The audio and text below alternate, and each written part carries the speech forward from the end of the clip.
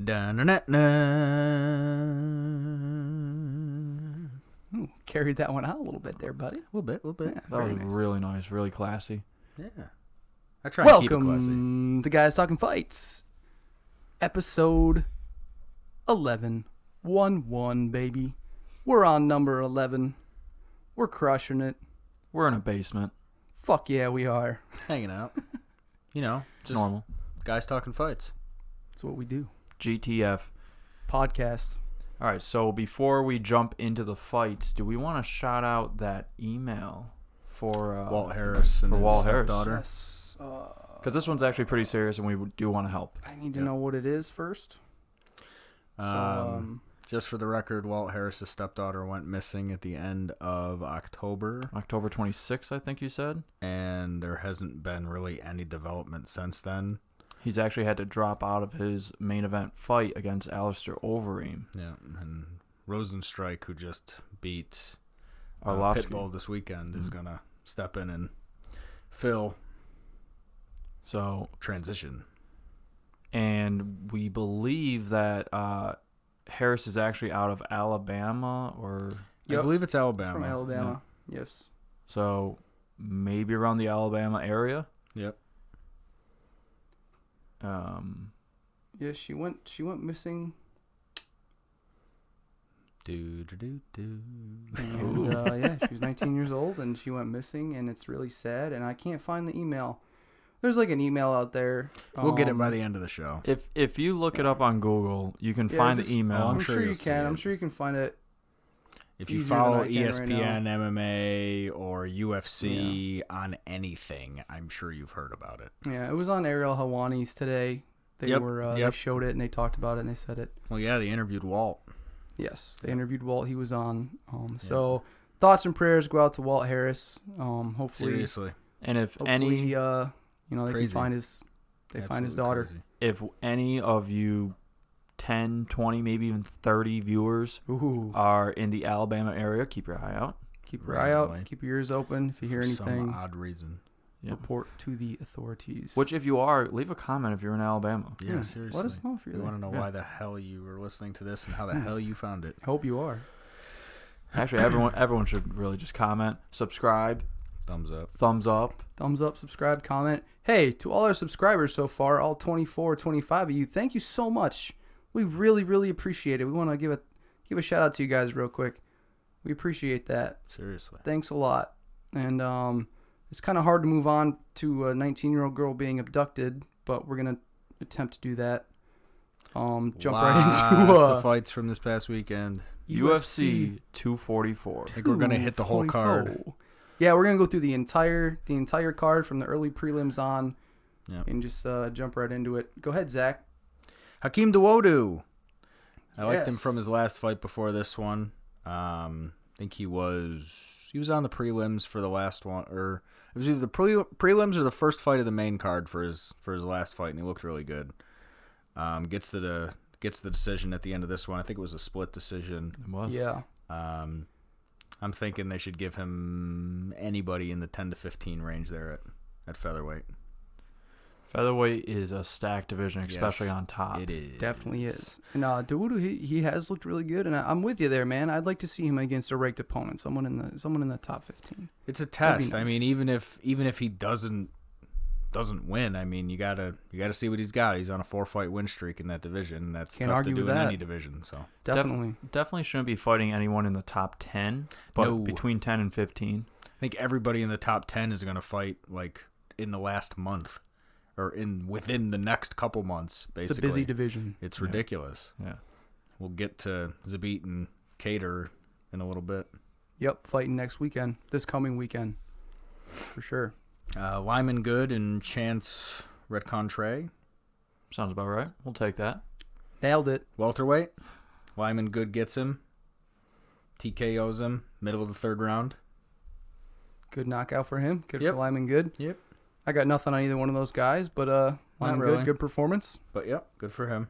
This is the fight right here. Moving on up, blonde Here we fighter go. Jennifer Maia. Well, blonde fighter Caitlin Chukagian against Jennifer Maia. Caitlin Chukagian, number one contender coming into this fight, gets the win. she's got to get the title shot next, right? Like Has to be. there's no doubt, right? I mean, there's really no one else. No. Really, no one else in front of her. Literally, no one else in front of her. No, except for the no champ. one else in front of her. Definitely not. Already the number one contender coming into this fight. Gets the win. The only thing that's holding her back is all of her decisions. All of her wins are by decisions. I'm pretty sure. Yeah, she has lost, but they're all decisions as well. So I can't really say she's the most exciting, have to see fighter, but she definitely deserves the next shot. Interesting note on that one though, it was a catch weight. Someone missed weight. Oh, Jennifer Maia missed weight. Jennifer Maia, and she still second lost. straight fight she missed weight. Wow. And Chukagian still beat her. Yep. Yeah. Okay. I laughed because Jennifer Maia came out ahead of time and said, "Oh, Shevchenko's not unbeatable. Like, I think I can do this," and then immediately came in overweight. Wow. It's like, okay, sweet, and refuses to move up. Good for you. Says she won't move up to bantamweight, and it's like, That's okay, great. well, if you're gonna keep missing weight, then Why won't she move up? the I don't hell? understand. She's afraid. I was gonna say, you want to get Doesn't smoked wanna by fight the Nunes? bigger girl. She was over a pound. Not that she has any better I of a would be chance honored against to get smoked by the bullet Nunes. Shevchenko, but Yeah, let's see. She fights Shevchenko. Who you guys got for that? You think Chukagian is able to get it done? Think she even stands a chance, or do you Nope. think there's just no chance in hell? And Shevchenko. everybody has a chance. It's fighting. There's Well always said. a chance. I agree. But that being said, Yeah. not a good one. The fact that she's never been finished Mhm. is impressive. That means that she's durable and can last the whole she would go into a 5-round fight. Yeah. But from what I've seen from her, she doesn't stand a chance against Shevchenko. No. And we've said this before.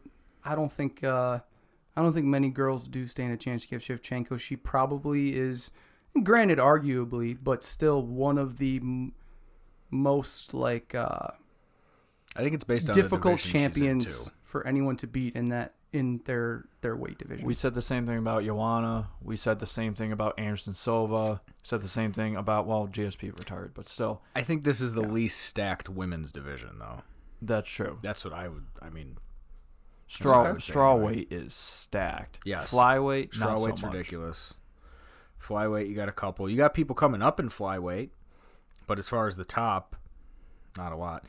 I mean, you got her own sister down there at the bottom, Antonina Shevchenko. I believe Antonina is now with Bellator. Really? She's think won so. a couple fights in UFC, and now Yeah. she's in Bellator. She just won back-to-back submissions. Yeah. I know she did. I thought I saw that she I didn't know that. is no longer with UFC. Um, If I'm wrong, call me out. In the I thought comment I was- section. I don't know. In the comment section, call me out. But I but then you swear I got- thought I saw that. You got Macy Barber hanging out there, too. Yep. And Paige. Paige Van Zandt, PVZ, baby. And I Alexa like Grasso. Paige, but I Alexa don't think Grasso. she's got any chance to do anything. There you go. I like Grasso. Mm. Oh, me That's another too. one there too. Me too. Yeah, but definitely got some names there, but not the most stacked division. No. So No. it was like Caitlin Chukagian's number one contender, and she's about to get a title fight. And it's funny And because most likely get her ass kicked. she has less of a name than Paige Van Zandt, who's way at the bottom of the rankings. She just got back to 15. And then we were talking about Paige. it ahead of time. She just had another, medical fuck up.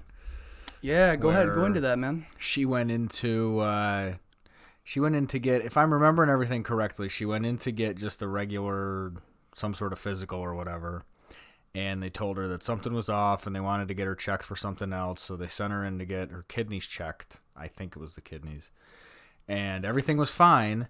But when they were IVing her with the stuff that lights everything up, they didn't get it all the way into the vein.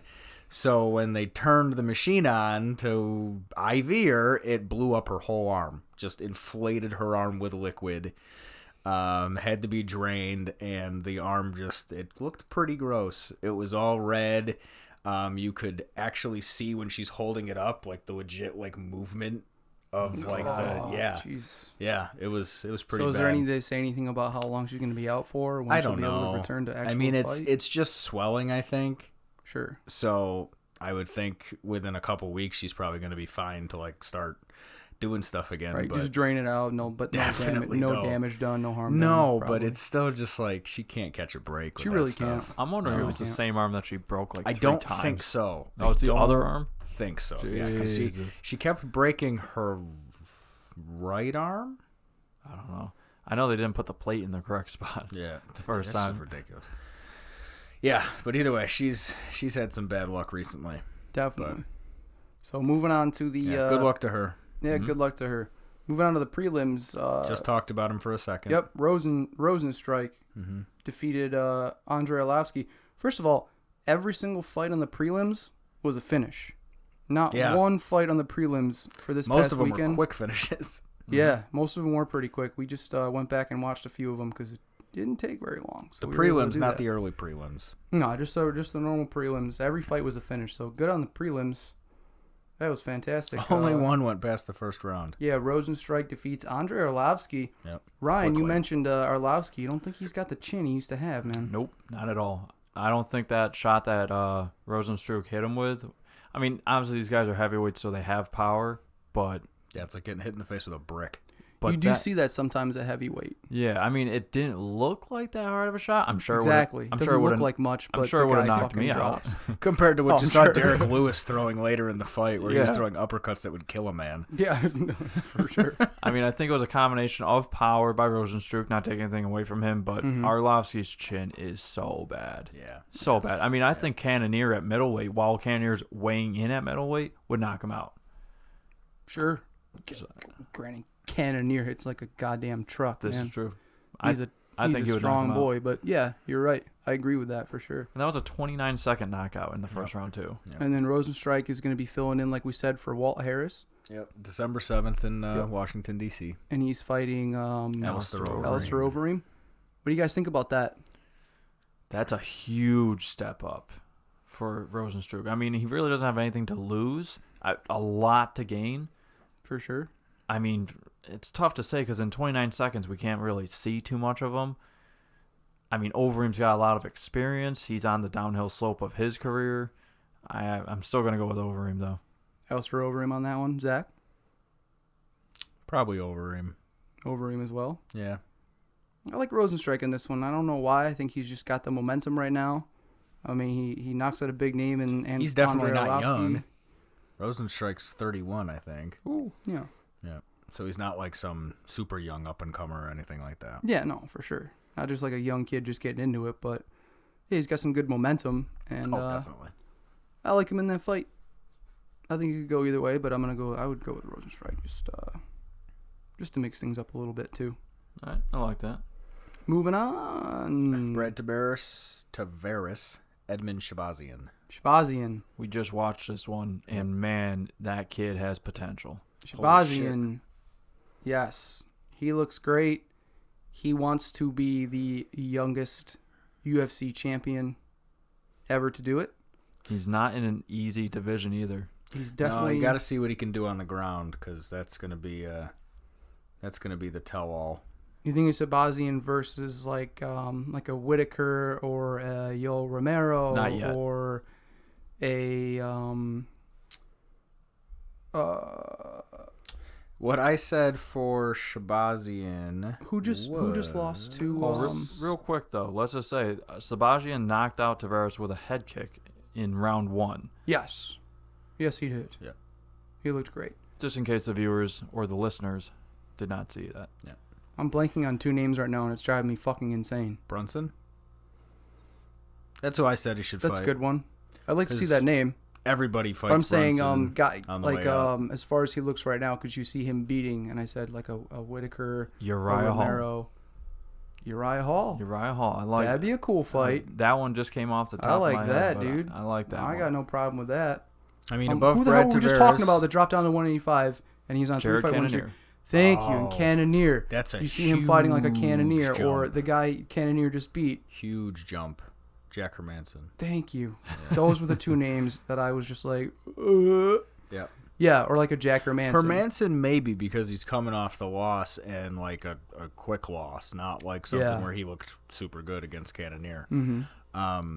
But Cannonier's not fighting down. Cannonier's going for a title. He doesn't want anything else. He's going I don't for think a he title should shot. fight him. I'm just saying, do you guys see him like anywhere near beating a guy like any of those names? I just like a Hermanson, a Cannonier, a Whitaker. He looked good. A Calvin Gastelum. Against Calvin, maybe. Maybe. Not Cannonier, though. Cannonier's terrifying. I really think they should look a lot at these rankings, and I don't know what Shabazian was ranked at before. I think he should be top 15. At 13. He's at 13. Is that before or after the Tavares I think fight? it's before He just because beat Brad he just Tavares, beat Tavares, right? and Tavares Tavares was is 11. still at 11. Tavares was 11. Yeah, so it must not be changed yet. They probably swapped him. They're probably going to swap him, so he's probably going to be 11 or So he'll just possibly skip 10. over Antonio Carlos Jr. could be 10. They'll just flip-flop him. Uriah Hall's Yeah. at 10. Heinisch, Brunson, Souza, Hermanson, Cannonier. Ryan Hall just got that. That's a good fight, man. I like that. Uriah- Uriah Hall. That's Uriah a good Hall one there. or Derek Brunson. For his I'm next stuck on fight. the Hall one. I'd like I'm to telling see you, that. Brunson, because every one of these young guys has to beat Brunson on the way up. Well, here's the thing, though. That's the way Uriah it works. Yeah. It's like a rite of passage through that division. Uriah Brunson's Hall a tough fight. is more of Brunson a just lost his last fight, though, didn't he? That's what I mean. well, Uriah Hall is more of a striker, whereas Brunson has a wrestling pedigree. So if we want to test this Sabajian kid, let's give him Brunson. Definitely. Whereas, Even Hermanson. Hermanson's a great wrestler. oh yeah, so. and submission artist. Oh, yeah, man. But I think sure. Hermanson might be a little too high right now for Sabajian. Maybe at the end of Depends. 2020. I mean, he's sitting there at 6. Hermanson's at 6.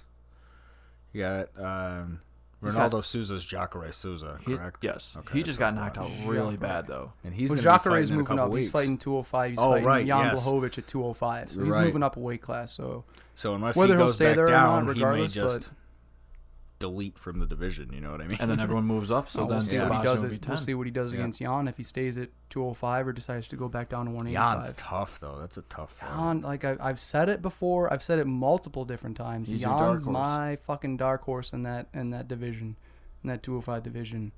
I like to see Jan get a win here. Especially when John Jones leaves finally, because he's gonna move up at some point.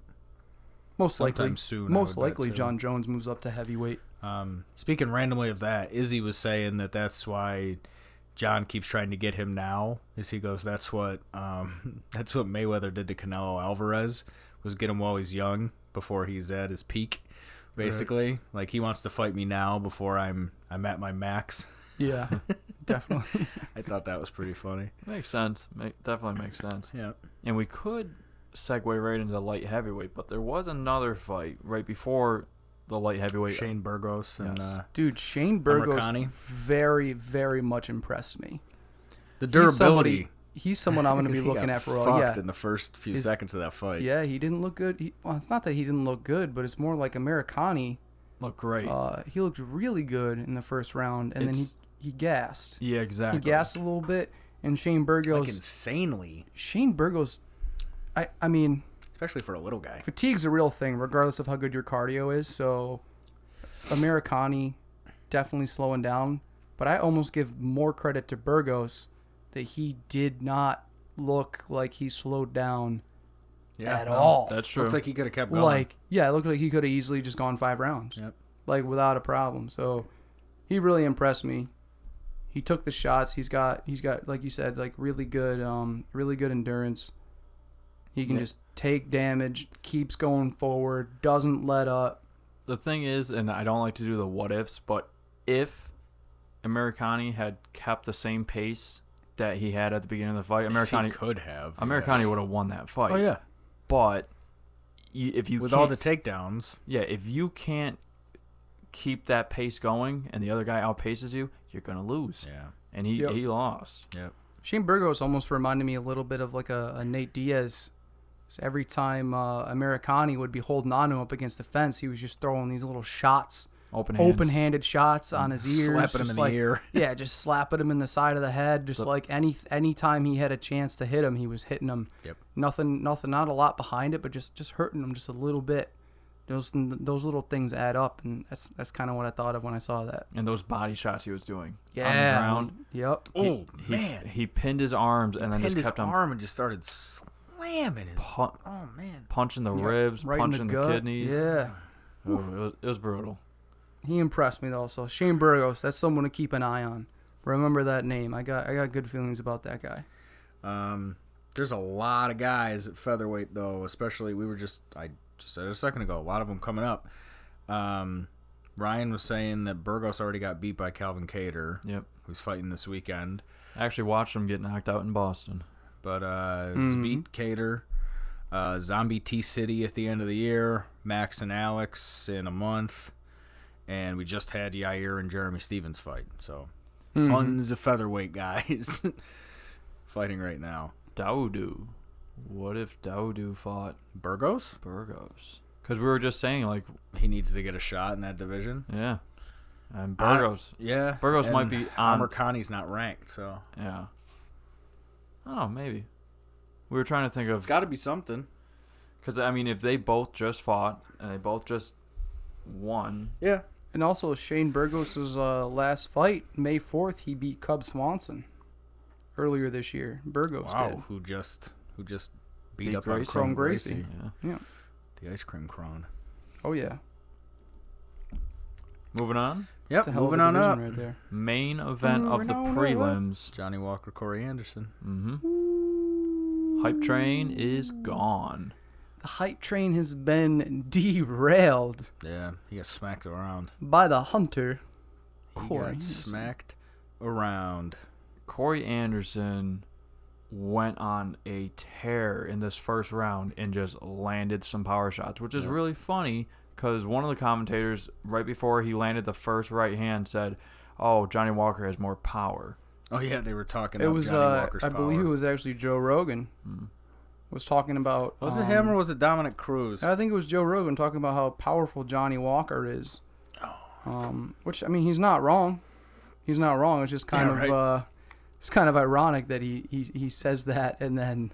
That elbow he landed. Not long later. How far into the first round was the knockout? Corey Anderson gets a knockout like 2 minutes in. Yeah. 2 minutes. TKO, I should say. 6 seconds. Also... Yeah, he was still standing. I mean, Johnny Walker was still coherent. Yeah, I mean, he got buckled hurt. five times in a minute. Rocked. So it was there was no sense. Yeah, he went down like 3 times. There was no sense. The fight was over.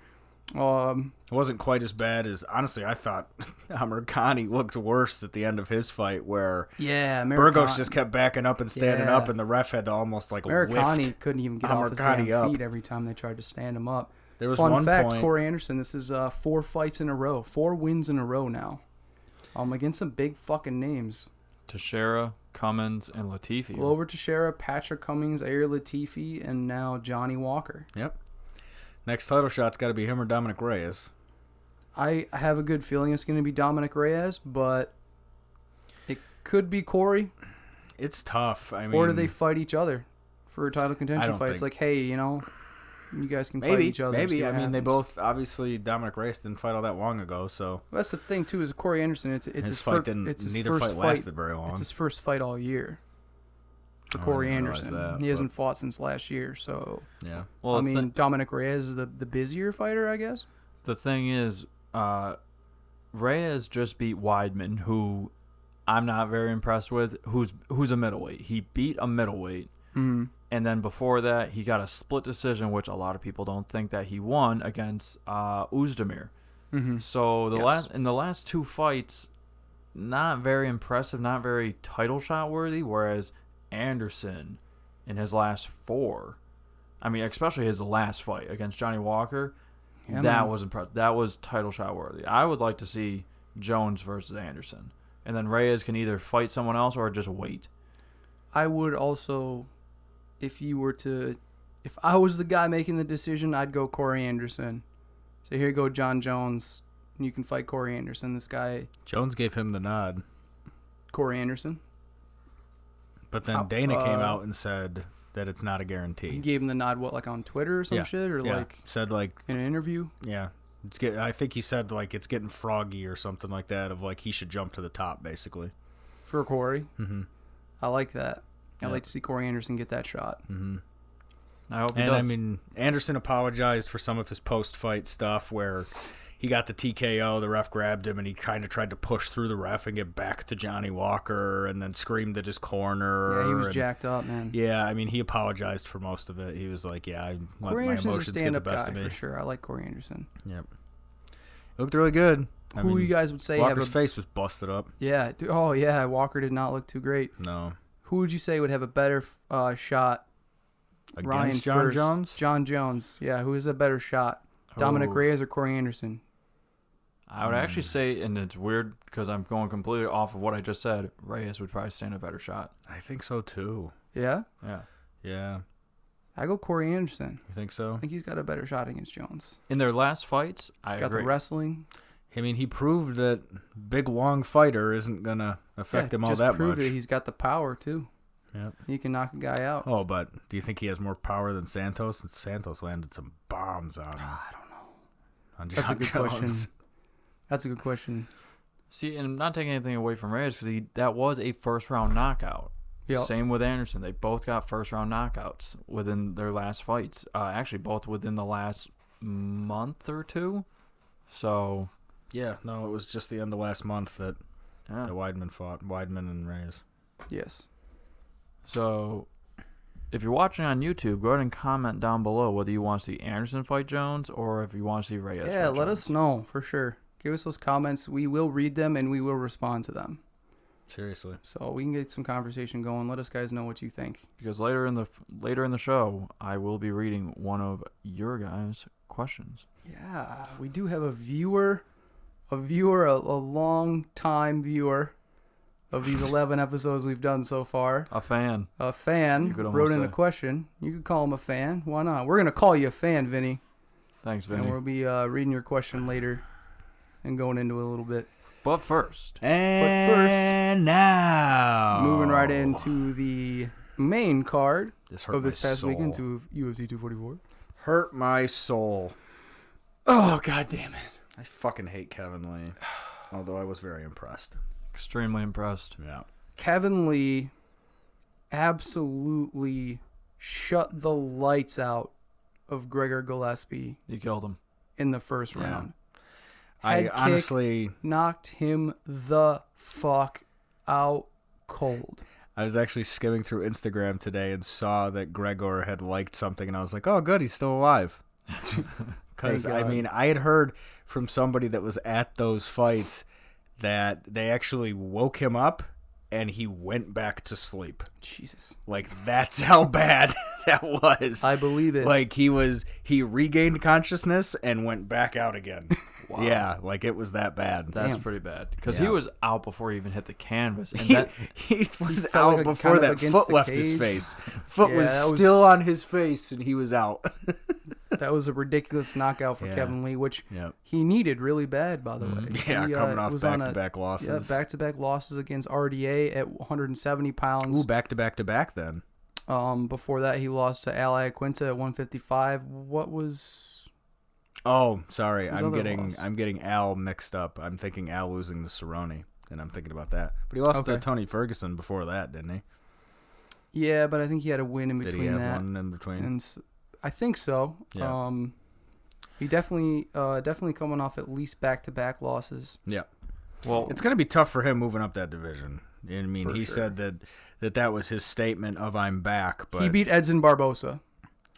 that's Okay. April okay. 21st In between. last year, he beat Edson Barbosa. Then he So he lost lost to to Al. Tony, Then he lost to beat RDA. Edson and then lost 2 times. Okay. Yeah. Because, I mean, he's got Al again. Al picked him up. Al picked him apart. Dan Hooker just picked apart Al Iaquinta. That's tough, man.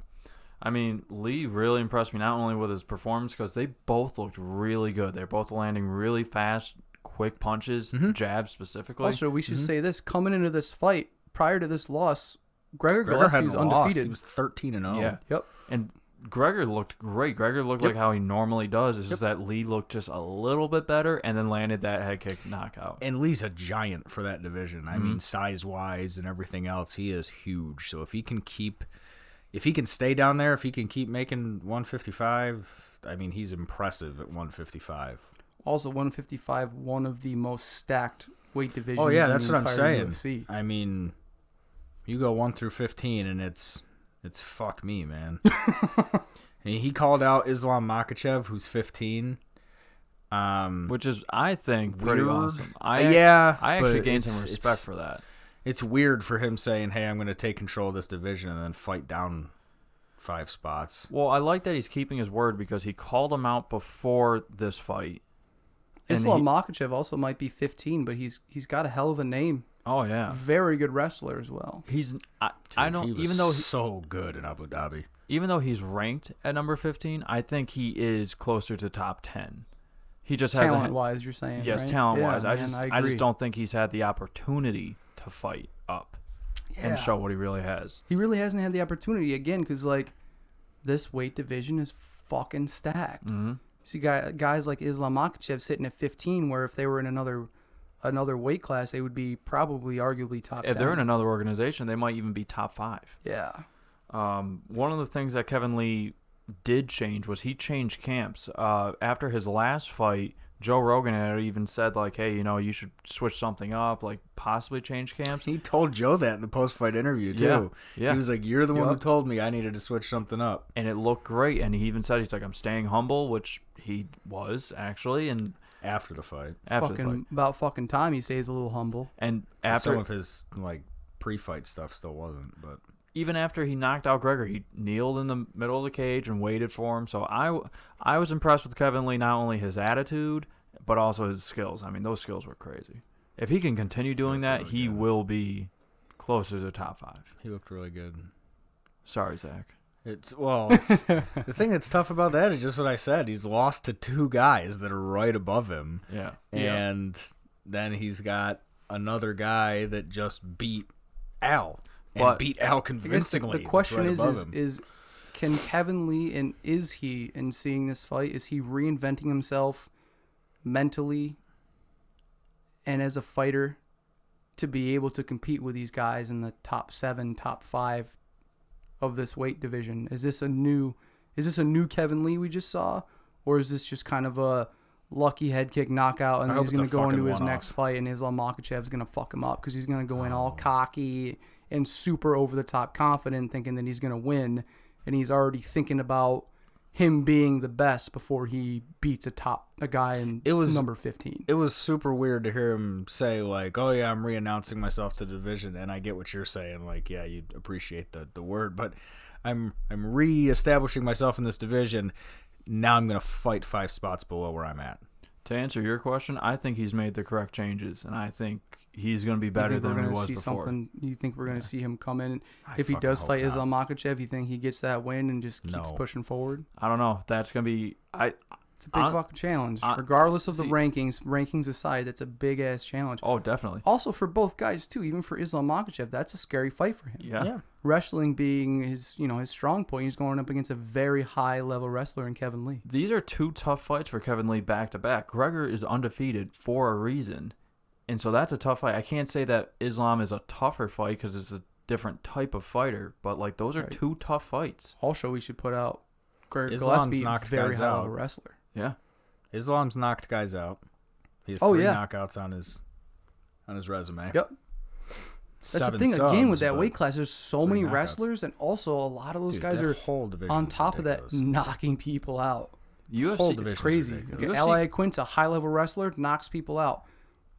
Khabib, super high-level wrestler, ground and pound lots of TKOs, has also knocked people out. I mean... And choked them out. Kevin Lee. There's another one. Gregor Gillespie. There's another one. Dustin Poirier. Dan Hooker. Tony Ferguson. Justin Gaethje. Like, Jesus Christ. Justin Gaethje, super high-level wrestler. Never uses it, just knocks people out. Mm-hmm. Here's something that, like, that a lot of people don't even say. UFC could even get rid of all of the weight classes except for lightweight, and it would still be one of the best organizations. It could literally be lightweight fighting championships, and they'd still be the best. They should, and I know they've talked about it a little bit, and Dana says that he's never going to do it, but they really should open it up a little bit and throw in a couple more weight classes. 165? Just to open it up a little bit.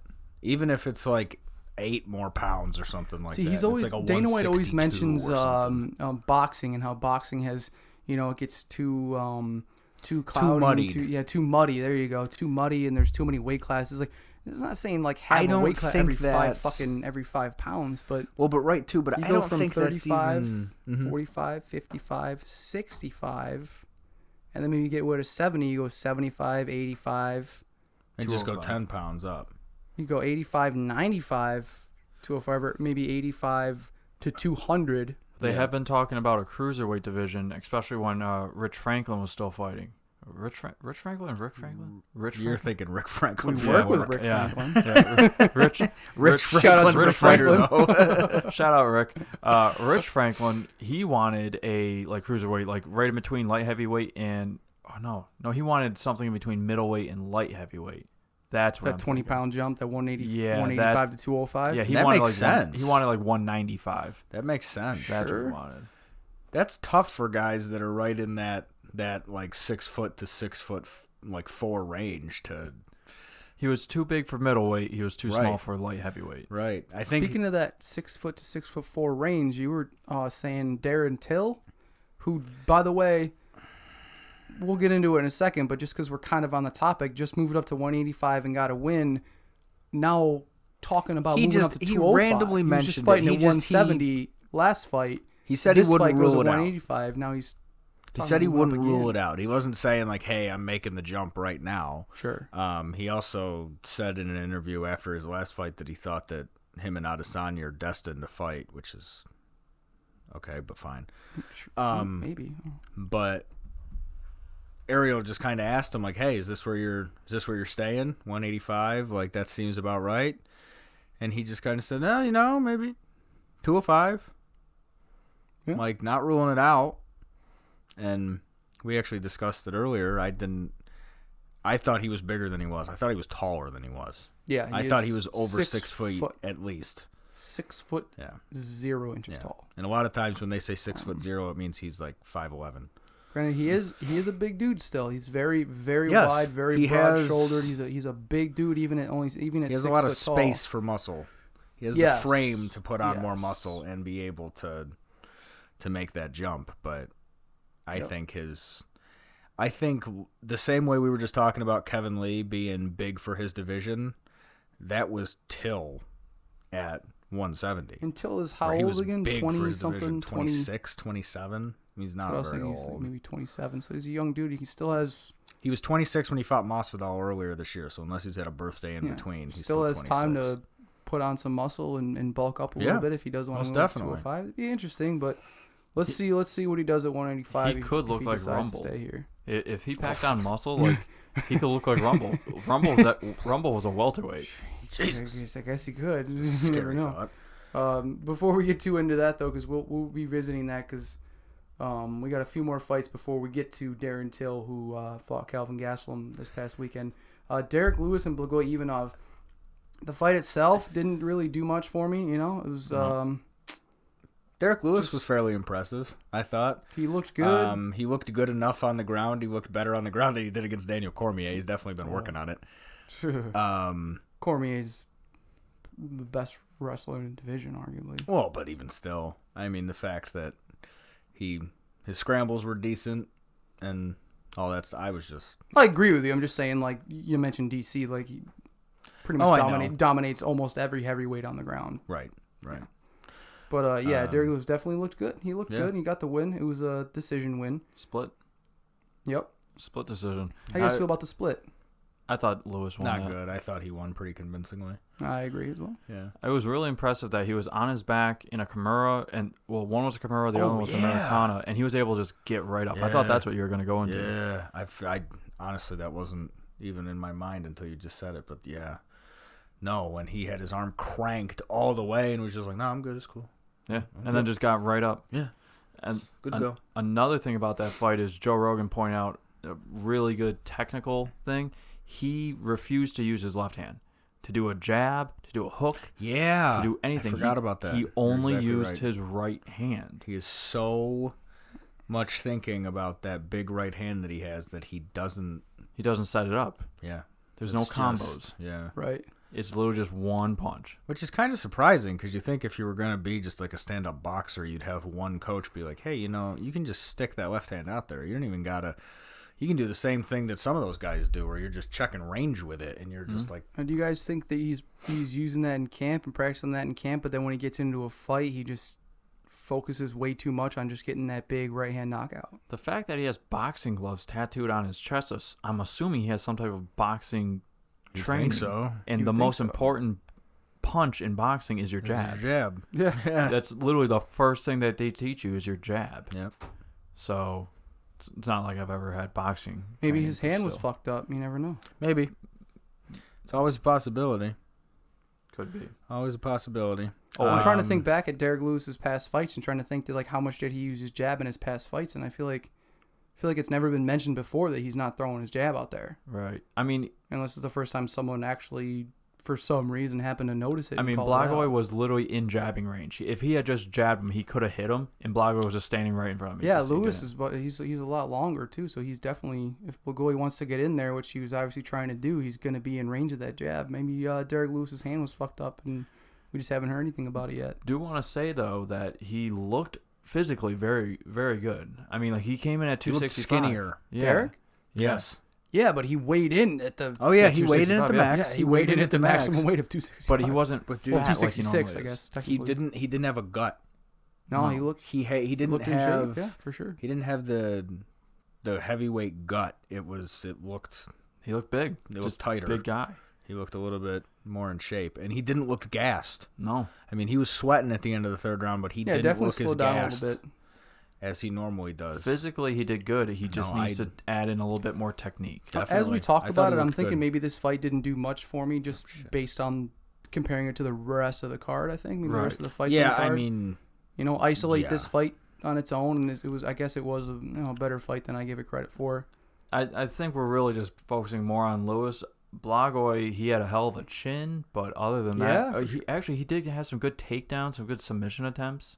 So that was impressive. I thought it was hilarious when Lewis referred to his stab wound. Yes. So Blagoy has this scar right in the middle of his chest where he got stabbed in Russia in like some bar or something. in the heart, and then flagged down a taxi after fighting off several attackers. and then It's insane. He has cuts all over the back of his head too from getting stabbed. Yeah, so he has this scar in the middle of his chest where he almost died. he's a tough motherfucker. Yeah. And Lewis goes out and says that booty hole on his chest. Yeah, I wanted to punch him in that booty hole on his chest. Yeah. So that was great. You can always count on Derek Lewis for a soundbite at the end of his fights. That was a good one. Speaking of on the chest, to move away from this That's what fight. you say. Speaking of booty holes. Speaking of on the chest, booty hole. Kevin Lee had a nasty staph infection on his chest. Do you guys remember that? Oh, is that what that was? Yeah. We were talking about that. Pretty sure it was staph. It was in the same spot as his previous fight when he had staph. Yeah. And all the guys at my house that were watching were like, "Oh, he has to get punched in that zit just to pop it." Like, yes. damn, it was nasty. Yeah. Never been to girls. Yeah, It was nasty. Actually, during the fight, that's what we were mainly talking about was that zit or staph or whatever the fuck it was. Stephen Thompson, Vicente Luque. Hey, guess who was wrong on this one? Sorry, real quick. Derek Lewis said afterwards he wants to fight Curtis Blades, Greg Hardy. Yes. Either one of them. I mean, I think if Greg Hardy wins, then that's like a possibility. But Curtis Blades hasn't fought since a month ago, something like that. Not all that long ago, but he was pretty dominant in his last fight. He looked really good in his last fight. I don't think that's a good matchup for who did Lewis. Who did Blades just beat? Anybody? Curtis Blades. I don't know. I don't think that's a really good matchup for Lewis because Blades is a heavyweight wrestler, and Lewis mainly struggles with the wrestlers. They take him down. Maybe he's just trying to challenge himself. That's the only thing I can think of.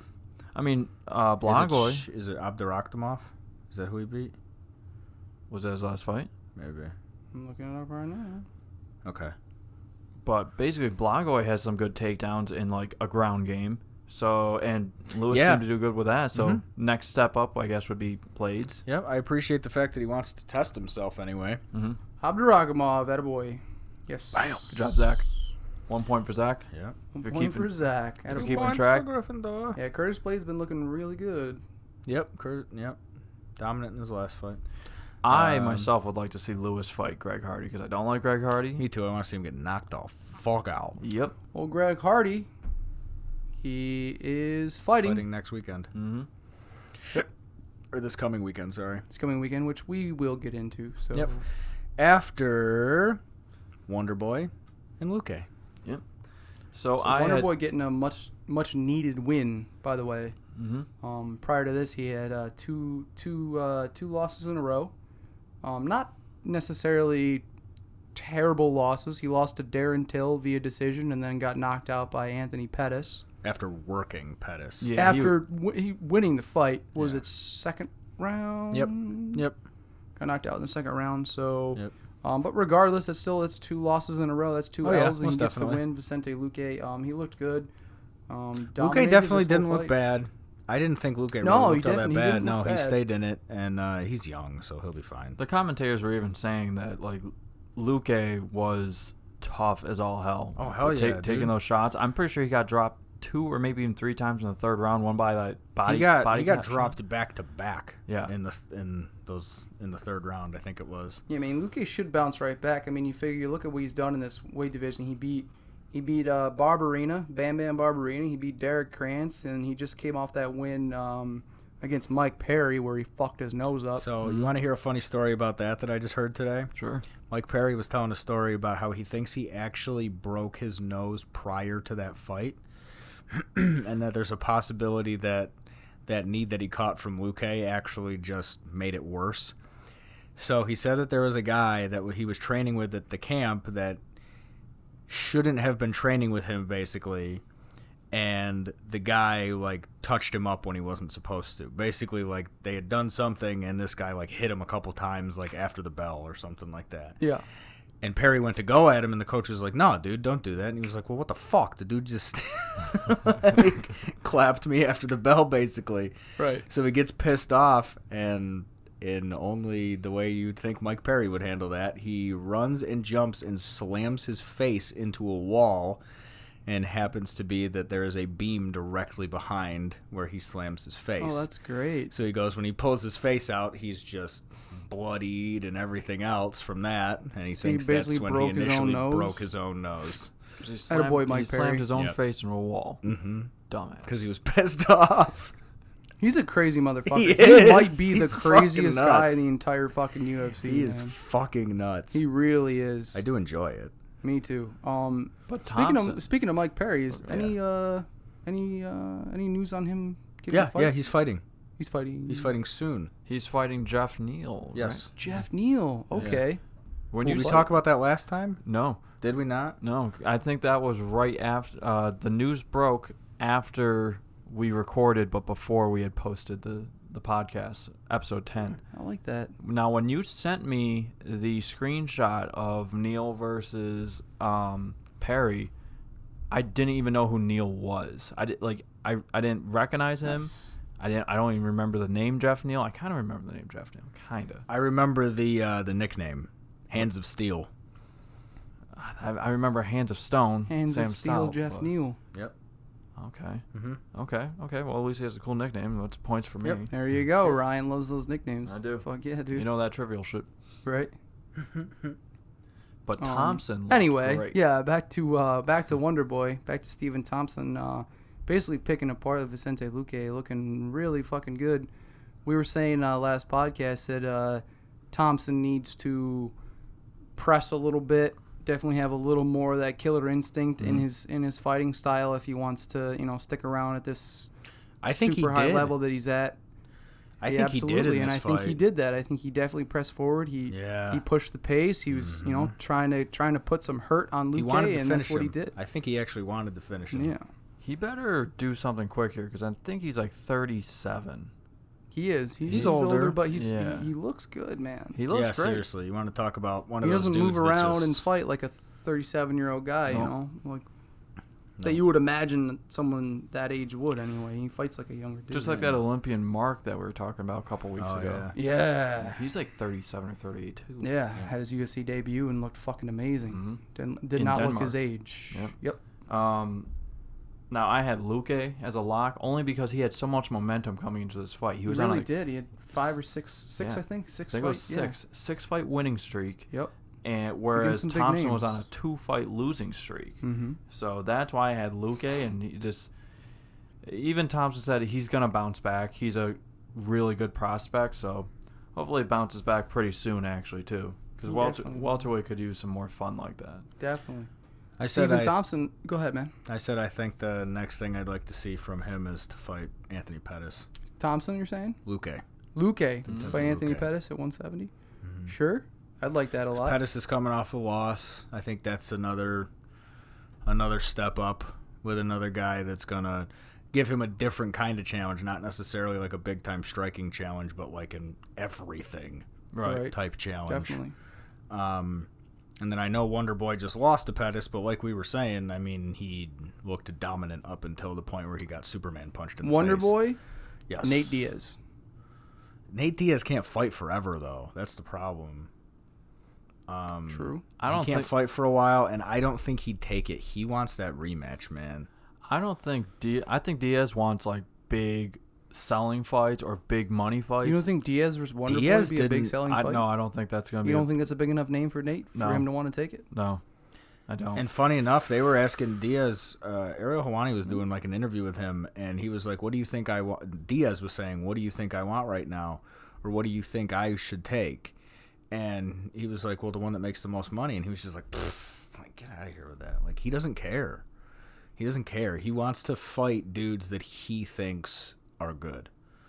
So not to say that he doesn't think Wonder Boy's good, but I think he's looking at other dudes in that division, and he's going, all right, I want to fight Jorge again because that's the top of the food chain. He definitely says that's the one thing that he wants right now is Jorge. But he I also...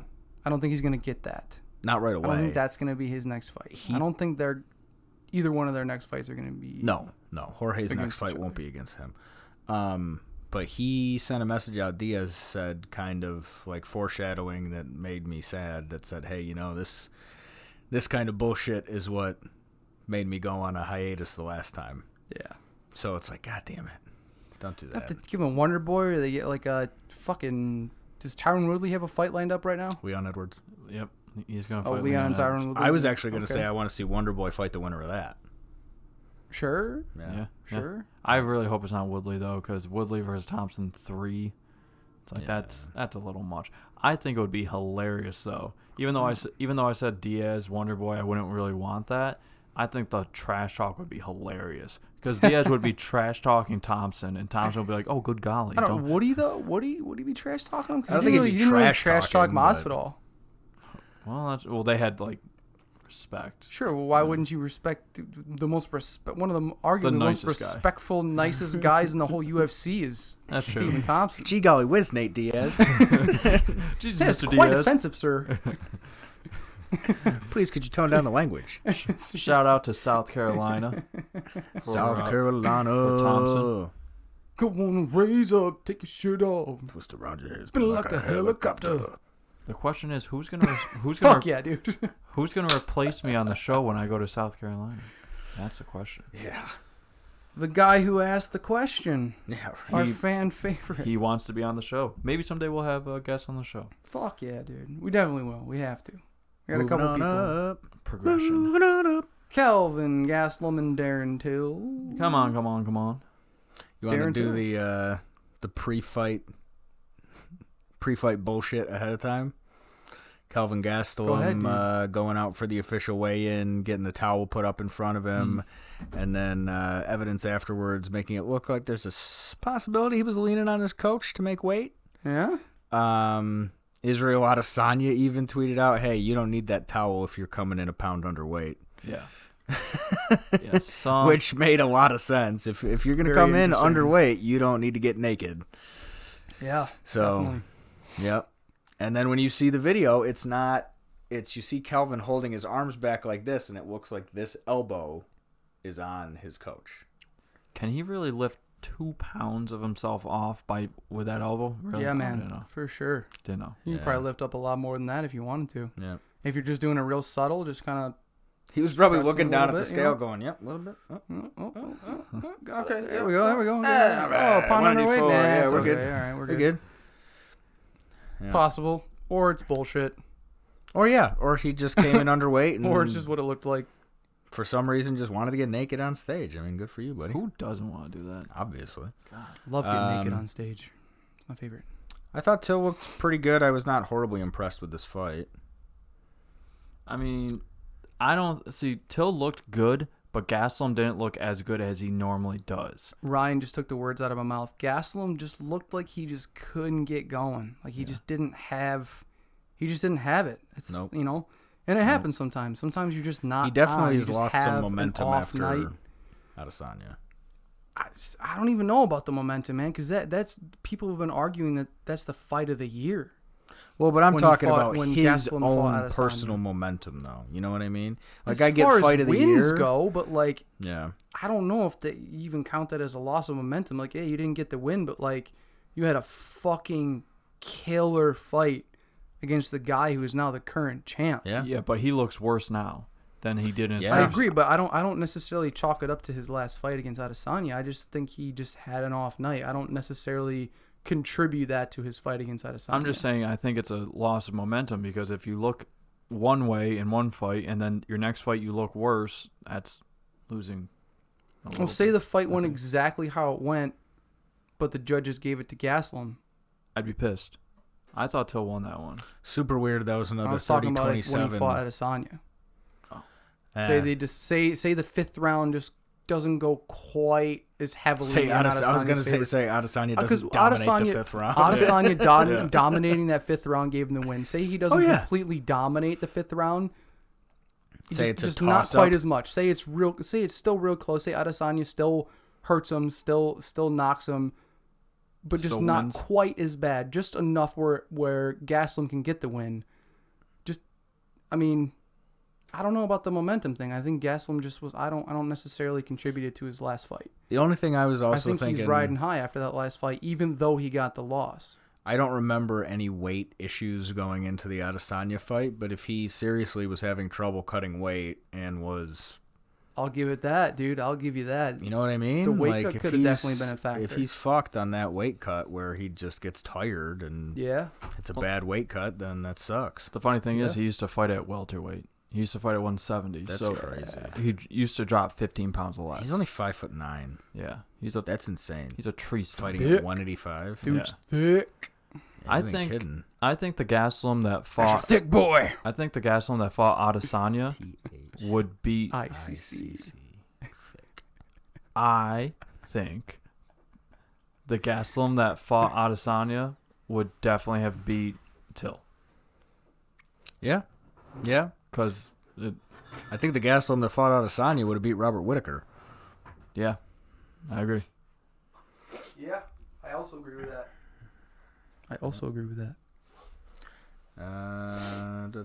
So let's go from there. What happens to Gastelum? What does he do next? Gastelum Hermanson.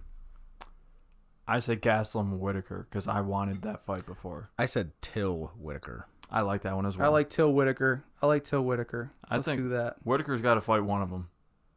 That's I what think I so want. too. I think Whittaker's going to want a guy moving up rather than a guy moving down. What do you do with Cannonier though? Title shot. Yeah.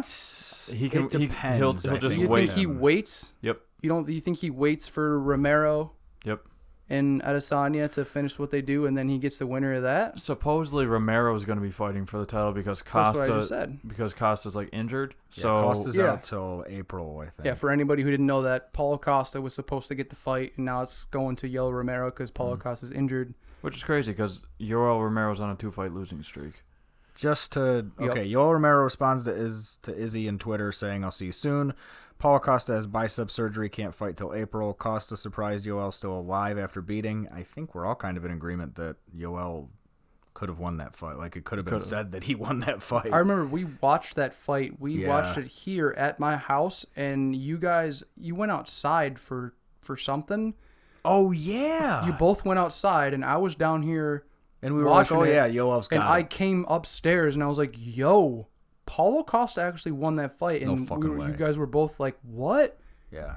You guys Yeah. left for the decision. Yep. Or You was guys- it? you I remember went Are you sure that upstairs. was me or the other kid? Because I don't usually leave. Yeah, thought I it think was you're you. right. I think it was. I think it Oh, the was other it you kid. and Rob? I think it was Rob. Okay. Yeah. Sorry, Ryan. It's all good. Yeah, Rob, so Zach Ryan. and our buddy. Shout out to Rob. What's up, boy? Hope you're watching this. Yep. Yeah, you and Rob went upside. You upstairs went outside, and I stayed downstairs to watch to see what the decision was. Maybe just have Jared Cannonier fight Paulo Costa. Yeah, Could be Robert Whittaker. I mean, that wouldn't be the worst one. I mean, Cannonier fought like a month ago. You're going to have him wait another 4 or 5 months. I mean, him versus Cannonier. That weight division. Who's it going to be? I mean, Whittaker maybe, but Whittaker just got knocked out. Such a weird spot. And with Paulo Costa getting injured and not being able to fight for the title now and then giving it to... Is it official, by the way? Is Romero definitely getting the shot? Is that official by the UFC? Or is that I haven't heard it announced as official. No. Okay. Good, because I think Cannonier deserves it more than Romero. I would argue, yeah. Yeah. I mean, yeah. Three fight winning streak in based that weight on division. that, exactly. Not necessarily. Also, 3 fight winning streak via all of them knockouts. Yeah. Finished all 3 of those wins. Right. And of good guys. Yeah. Not just bullshit. Yep. Leg kick TKO of Anderson Silva. Yeah. Knocking out Hermanson. Yeah. Yep. What was the fight? What was the other one he has at that weight division? Anybody? Off the top of your head? I can't remember. Off the top of my head. No, it's a lot of shit to keep in our heads. See, middleweight's just tough, though. Like, who do you give the shot to? It's Adesanya. David Branch. Yes. Branch. There you go. It's who do you give the shot to? Do you give it? I don't think you give it to Whittaker. No. Either. No. He didn't look impressive enough to warrant an immediate return. No. I mean, he was a good champ, but oh well, too bad. So sad. He'll get another shot. Go win a couple fights. I have a good feeling he'll get a good shot. Yeah. But Romero or Costa or Cannonier. I mean, really, all 3 of them. They're all top 5. I could see UFC choosing one of those 3 guys. And after Gastelum just lost, he's going to drop. He'll be out of the top 5. Yep. And Till will be somewhere in that top 15. One of those guys is going to fight Till. One of them is going to fight for the championship, and one of them is going to fight each other. So I think Robert Till's Whittaker, number 5. He's not listed yet. I think he will be number 5. You think so? Mm-hmm. Think he'll be ahead? Gastelum was up there. So Gastelum's at 4. Who's at 5 right there? Cannonier. I think Cannonier goes up to 4 or 3. Yeah. And then Till's You think at 5. he'll jump Romero? Because it's Whittaker, Costa, Romero. I mean, he should. He should jump him because Romero hasn't won a fight in a while. That's another weird question, too. Like, when you get the champ, and they always do this, when the champ loses... They don't fall. He goes to they always drop to, like, the number 1 contender. Yeah. Mm-hmm. But it's you can't give him a shot right away, especially...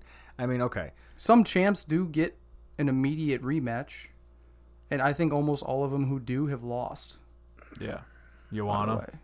Yep. The only one who didn't, and it wasn't immediate, was Stipe. That's true. For him, it was immediate. It was his very next fight, later. but yeah, in between that, yeah, DC fought Derek Lewis. I'm thinking immediate as in if Robert Whittaker came back in 2 months and fought Adesanya again for his title. I know what you mean by immediate. Yeah, Stipe waited a whole year, didn't fight at all, and then got the rematch. And DC did fight in between that, so it's not like an immediate rematch. Like both of their next fights, the guy who became the champ and the guy who lost the belt, both of their next fights are against each other again. You look at, I think Cody Garbrandt, same thing happened with him. He got an immediate rematch, lost. Oh, against TJ. When he fought TJ, yep. Like you said, Joanna, same thing there. Mm. That was against Rose, right? Yeah. Yeah, Rose beat her twice in a row. Rose actually announced today that she thinks 2020 is going to be a big year for her, so I'm happy to see that she's decided to come Rose. back. There was a little bit of foreshadowing there because she was at the event and they showed her, and usually they only show like active fighters or big name fighters. So like the fact that they showed her, I'm like, ooh, maybe she's coming back. Hey. Yep. I think I said it last week. She'd been hanging out at Cowboy Cerrone's BMF ranch in Colorado. Which I like is that good. for her. Me too. It's good. That'd be fun.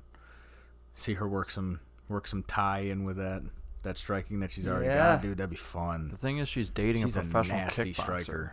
Yes. So She's with a Pat, nasty striker. with Pat Barry, She could be doing some. I know. She could be doing some like wrestling, grappling, jiu-jitsu stuff up there at the ranch because I know Cowboys. She's already got some jiu-jitsu. For sure. No, for sure. She's trying to for land in those sure. fights. Mm-hmm. Just saying, she might be just kind of honing it in. Maybe that's what she's working on up there, and also with the I can't wait with to the see her little Muay Thai up there to add to her kickboxing. and That's a good place for her to be. I really like that. She's landed that. Also, out in the mountains, out in the country, like that's She what lives in Rose is all Colorado, about. though, She's a anyway. very like Zen type person. Yeah, is it Colorado? She's Is that where from the ranch Colorado. is? It's either Colorado or Arizona. The fuck, dude? No, you should it's know that. New Mexico. I thought it was I'm New embarrassed Mexico. that I don't know that right now. It's something like that. Albuquerque, New Mexico. Yeah, New Mexico. It's New Mexico. It's Thank you for Colorado. knowing It's something that. like that. Yeah, it's one of those. Trivial shit. It's one of It's the like four one of corner my favorite states. fighters. I don't know where. It's one of the four corner states. Yeah. It's not Texas. Ooh, I've been at the Four Corners, by the way. Really? That's Hey. cool. On Route 66, yeah. Congratulations. Yeah, thanks. Thanks.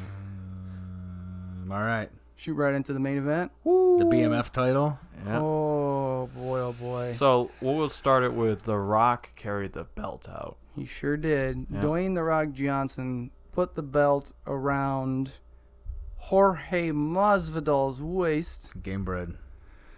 Game-bred fighter Jorge Street Masvidal, because the fight for the baddest motherfucker belt was called after the third round because of a cut above Nate Diaz's eye. The doctor said it was two cuts. It was one cut above his eye, one cut below his eye. Doctor said he was unable to fight. I say, just in this specific situation, Diaz said he could see. He said, I can see. I'm good to go. I can see. You let it go another round, I disagree. and then you take another look at it. I disagree because when they're, I was actually talking to Al about this at work. Al said that he disagreed at first. Shout out to Al. Yep. What's up, baby? Al, you got to be watching this. Hope you're please. fucking watching, motherfucker. This is like Swear the to third God. shout out. Jesus. When supposedly like, when they're like doing the at the end there where they raise one of their hands, Diaz like looked to the angle, like to the side at one point, and like the cut was so deep that it was actually kind of dangling a little bit. And if Dana said that. Yeah, if he had gotten that's hit there, Dana it said would have too. hurt his eye. Yeah.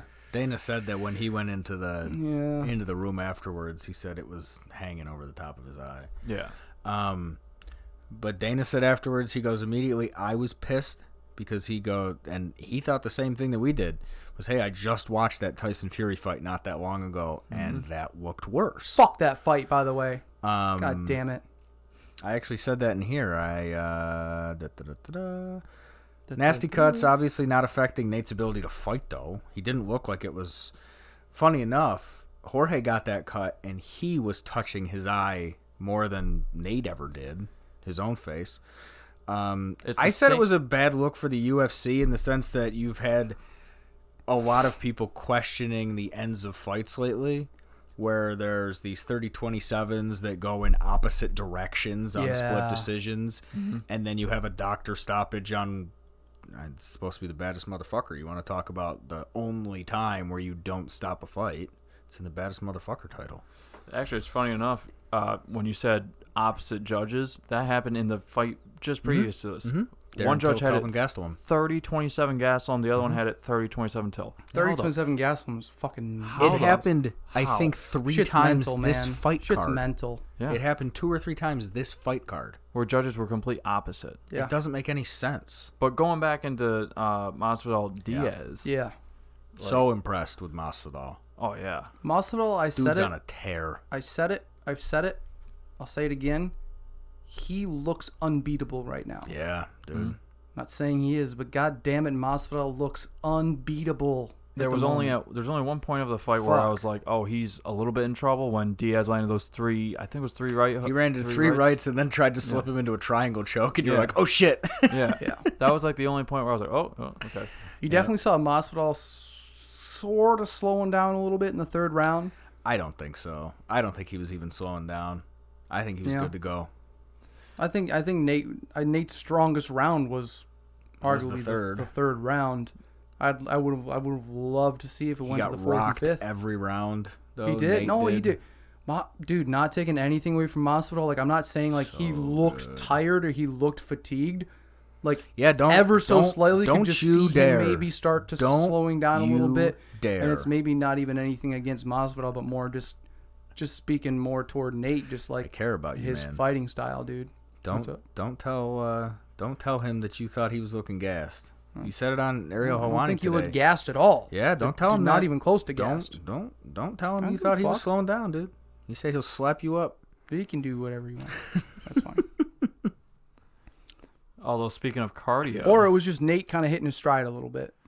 Whatever you want to call it. I think, I would have liked to see around 4 and 5. Speaking on the subject of cardio, we all kind of agreed that Diaz would have better cardio if it went into the later rounds. But Zach, you were saying, Nate hurt his knee a few weeks before the fight and couldn't run. Nate's really big on running in his camps. He does tons of running. He runs a lot prior to his fights when he's in his training camp, and wasn't able to run really at all for the last 3 or 4 weeks of his training camp. So it wasn't 100% confidence in his stamina going in.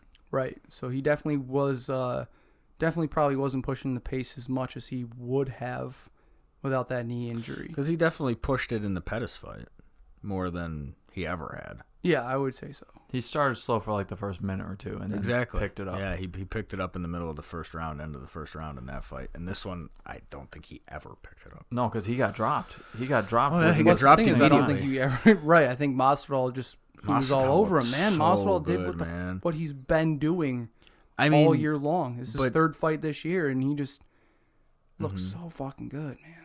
The fact that he came out with the fake flying knee. Yeah. And then laughed. And then laughed. Oh, yeah. Got a giant smile on his face after Nate reacted.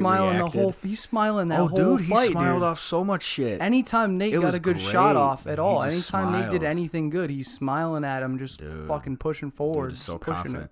And you said it, Ryan. I got worried the one time that I think he got a little overconfident and caught 3 rights in the face, and that's what cut him. But other than that, he was dominant. He dominated that fight. I'm not even really too pissed about the cut. Well, I don't think the fight would have been stopped if it was in Las Vegas. It's just interesting that the fight for the baddest motherfucker gets called via doctor stoppage because of a cut. It was anticlimactic. I'm not saying it shouldn't have happened. It's just Monster kind of ironic, kind of like Jesus, like that sucks. But probably, not necessarily the worst fucking stoppage I've ever seen. I'm not arguing against it. It was anticlimactic. It just sucks. It was anticlimactic, but the thing is, like, Masvidal is the one that did that damage. It's the same thing as if you break a guy's jaw or you break a guy's orbital bone. You damaged him to the point where you can't continue to fight. Yep. So Masvidal, I feel like Masvidal, I thought he won all 3 rounds, and he did, and he like hurt him like that. I don't think Masvidal really has anything else to prove other than like this street cred or something that he has to like beat Diaz no, I don't even think he does. I don't think he has anything to prove with that one. The same thing that I was hearing from the guy that was there was basically like the whole crowd. 80% Diaz. The crowd was at the beginning. So interesting. The whole time they were chanting Diaz, and then I know they were chanting Jorge. Later, it wasn't allowed. Yeah. But he was saying, you could feel that everybody was for Diaz. So after the fight, he goes, that's all you were hearing in the stands was, he was just getting into it. He was just getting started. He was just getting ready to finish him. Dude, I think that's all bullshit. I think that's all fanboy shit. Yeah. I don't think it was even close. Sure. I would have liked to see it. I think Diaz me too. Was just in the 3rd round was just kind of starting to hit his stride a little bit. I'm not saying he would have dominated him in the 4th and 5th round at all. I'm not saying that's what was going to happen. No. I don't necessarily do believe that's what would have happened. I think he would have gotten knocked out. If he definitely could have got knocked out. Jorge legit, regardless of what I said, like I feel like he's maybe slowing down just a little bit in the 3rd round, and Nate was starting to hit his stride. Jorge, he looks unbeatable. Yeah, he really does. Like I don't know who the fuck's gonna beat Masvidal right now. Are you saying what's next for Masvidal? They got the 3 judges. What is next for Jorge?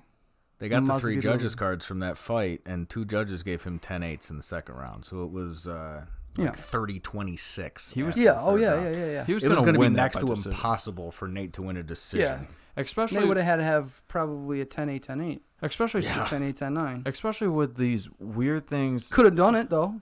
Well, with what Diaz does is like when he gets hurt, what a lot of other guys do is they shoot in for a takedown. What Diaz or they does, get right back up. Yeah, what Diaz you does. saw in Johnny Walker. Yeah, what Diaz does is when he gets hit, he just drops to his back. That's going to count as a knockdown. You're losing points. You're going to lose decisions. He's only lost 1 fight by finish. Let's just say too, he doesn't just do that when he gets hit. He does it when he gets rocked. When he gets rocked, yeah, he did it. And fucking Masvidal rocked him. Yeah, he did it against Conor McGregor, which I believe cost him the fight in those points. And now he's doing it in the second fight against Conor. In the second fight, and now he's doing it against Masvidal. Which, if this had gone to decision, there's no way he would have won. I don't say there's no way he would have won. No way. He could have came out in the second. He could have came out in the 4th and 5th round and had a 10-8. 10-7 and 10-7. 10-8 and 10-8. He wins. No way. Not a chance. 2 10-8 rounds in the 4th and 5th, he wins. Not a chance that's going to happen. He would have had to. I wouldn't definitely not say there's no chance. Not a chance. He would have had to. You can't say that, dude. Absolutely work him in the stand-up. Sure. Because there would have been. You don't think he could have done it? No. I'm not saying he would have. No. You don't think it's possible? No. He hurts him. He hurts him early in the 4th. Unless Masvidal hurts him real bad. Could he gives him a big cut, rocks him a little bit. No. Masvidal would have to just come unable to put him away, but just fucking dominates him for the 4th and 5th round. Masvidal would have to come out and break his leg and have to fight the rest of the fight on a broken leg. That's the only way. Only way. Dude, Masvidal's boxing is that much better than See, I don't fully disagree with you guys, but like to not even give him a chance to win that fight if it kept going is just 10-8. That's crazy. Not at that point. 10-9, 10-8, 10-9. Yeah, but not every judge. Was it every judge? Two judge gave him 10-8. 2. Okay, 2 did. So it's 30-26. So Nate comes out and gets there. 10-8, 10-8 by all 3 judges in the 4th and 5th. He wins the fight. No, he doesn't win. He No. splits decision. Split decision win. No, he splits decision draw. Split. Oh, so a draw. It would have draw. It would have been, if he got 2 more 10-8s, then it would have been. All right, he goes and finishes him then. Okay. If He would have had to finish him to win that fight. Triangle choke. Mathematically, he was. Well, that's what I'm saying. Which is hard to do. We were actually laughing about it because I think that was my prediction was 3rd round triangle. It was. And he fucking landed those punches, caught him in a triangle, and it was like, oh shit.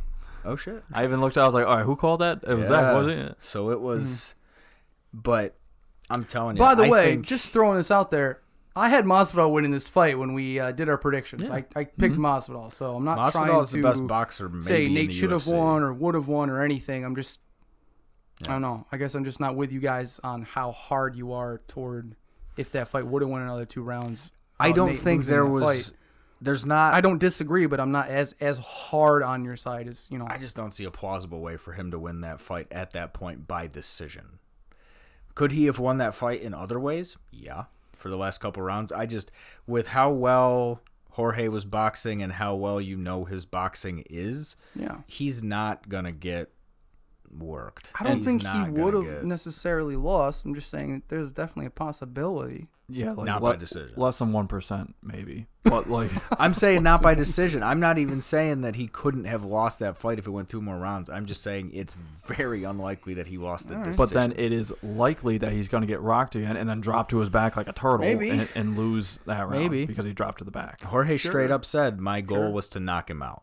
Yeah. That's what I wanted to do. That's what Jorge does. Specifically, quote, baptize him. That's always his goal, he said from now on. He said no matter what. He said whether it goes 1 round or 5 rounds, he's looking for the finish every second of every fight. Good. Every fighter should do that. Stop going to decisions. Which is why I love Masvidal, man. These fighters need to stop thinking like, oh, it's going to decision. I'm going to win. No. So what does Masvidal do next? Ooh. Does he wait? Does he fight the winner of Covington for a title and Usman? You think he waits for a title?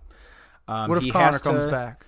He has to fights for the BMF title. He's waiting right now, and he's not fighting again until April anyway. Do you think if Conor comes back and says, I'll fight you in April, he fights him? Because Conor said... In April? Speaking, let's go. That's a little bit of news there. We're on the... Jesus, how far are we in, Ryan? How long are we? Like an hour 10. Hour 17. Okay. Holy shit. This is going to be a long one. The longest one. Holy fuck. We haven't even talked about this coming weekend. That's okay. It's only 2 fights that are good. Yep. Oh, actually, and then Rocco Martin. Rocco Martin, baby. And I just want to see him fight. I like him. Yeah. Go ahead. Conor said he January 18th he's apparently coming back and he's going to be fighting somebody. Yeah, didn't we break that name last time though? Probably, but say Diaz says, "All right, fuck you, motherfucker, fight me in April." So say Conor says or Conor says, "I'll fight you in April." Conor wants to fight in January. I think they're gonna make. I think they're gonna make a fight in January for Conor. I think that's a done deal. Conor's gonna fight in January. They just don't know. Well, we know it's not going to be Nate. Nate says he's going to be taking a little bit of time off. They're leaning Cerrone. I like that. So I think that's... So back to Masvidal then, like the original question, like... he waits for a title shot. Yeah? I think the title gets decided in a few weeks, and then he waits for a title shot. And Masvidal does have to take some time off, you said, because of his hand. Yeah, he has some damaged ligaments in one or both of his hands. You said he might be ready by April. That's what he was saying. He just wants to let him breathe for a few months, basically. You think if Usman or Covington, whoever wins that fight, you think they fight again in April? Against Masvidal? April, May, June, maybe Not June? Usman. Maybe Not June, Usman, July? no. Maybe June, July? I'm with Ryan on that. Early summer, maybe? I don't trust Usman to fight within 8 months of anything. Do you think they do maybe in early summer, July? Hopefully. July card? Hopefully. Jorge straight up said he doesn't even think the fight's going to happen in a month because he figures one of them will pull out like they always do. He said straight up, yeah, no, I don't. I fucking hope not, but yeah, maybe. That's what he keeps saying. He's like, yeah, I'm waiting for it. Yeah? I'm waiting for it. Honestly, I personally, I think I'd rather see him fight Colby Covington. I don't want to see Colby win the title. I hope he gets his ass kicked by Usman, but Jorge and Colby fucking hate each other. Yeah. And how much do I want to see just Jorge beat his fit? Like, Kamaru may take him to the ground and work Colby on the ground. Jorge's going to stand there and punch him in the face 1,000,000 times, and that's what I want to see. Because I get that Colby just outboxed Robbie Lawler. It's a different That's the thing, animal though, with Jorge. Usman on the ground, though, like working him on the ground, that's he that ground and pound. The ground and pound, he's yeah. looking Yeah. really good lately. He's improved so much.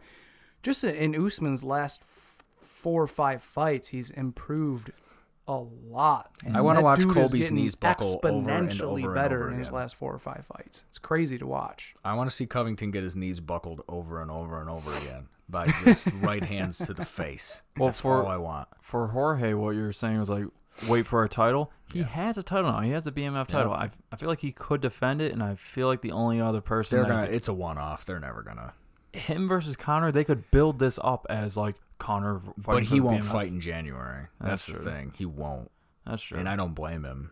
He's going, I'm the fighter of the year. Like, give me a break. Mm. And Conor hasn't fought in so long, and he said he's going to fight in January. Do you think if he waits even longer, do you think that hurts him, or do you think he's able to just like he's waited this long? So what's another 3 or 4 months? He's such a name. Right? He's such a name. He like, could, all right, he I'll could fight wait. Masvidal in April. I like Conor, You know, but, he could dude, fucking do that if he wanted to.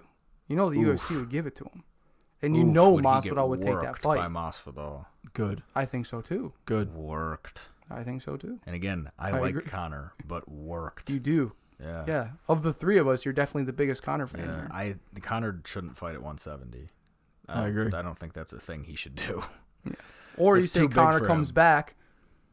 Conor comes back and fights either Gaethje or Cowboy. Probably more leaning toward Cowboy, at least from everything we've been. Because it's an easier hearing. fight.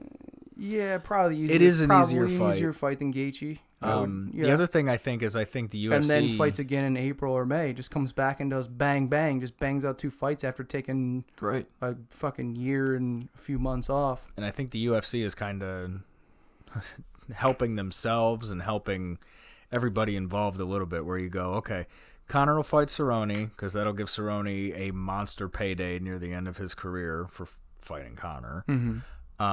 You don't run the risk of losing Gaethje as a title contender in that division with the possibility of getting knocked out by Conor or anything like that. Sure.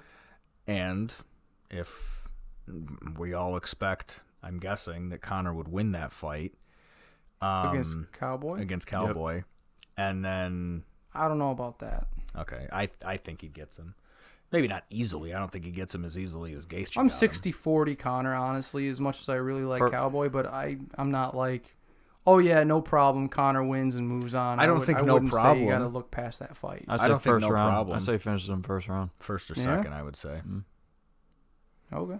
Yeah, I would say.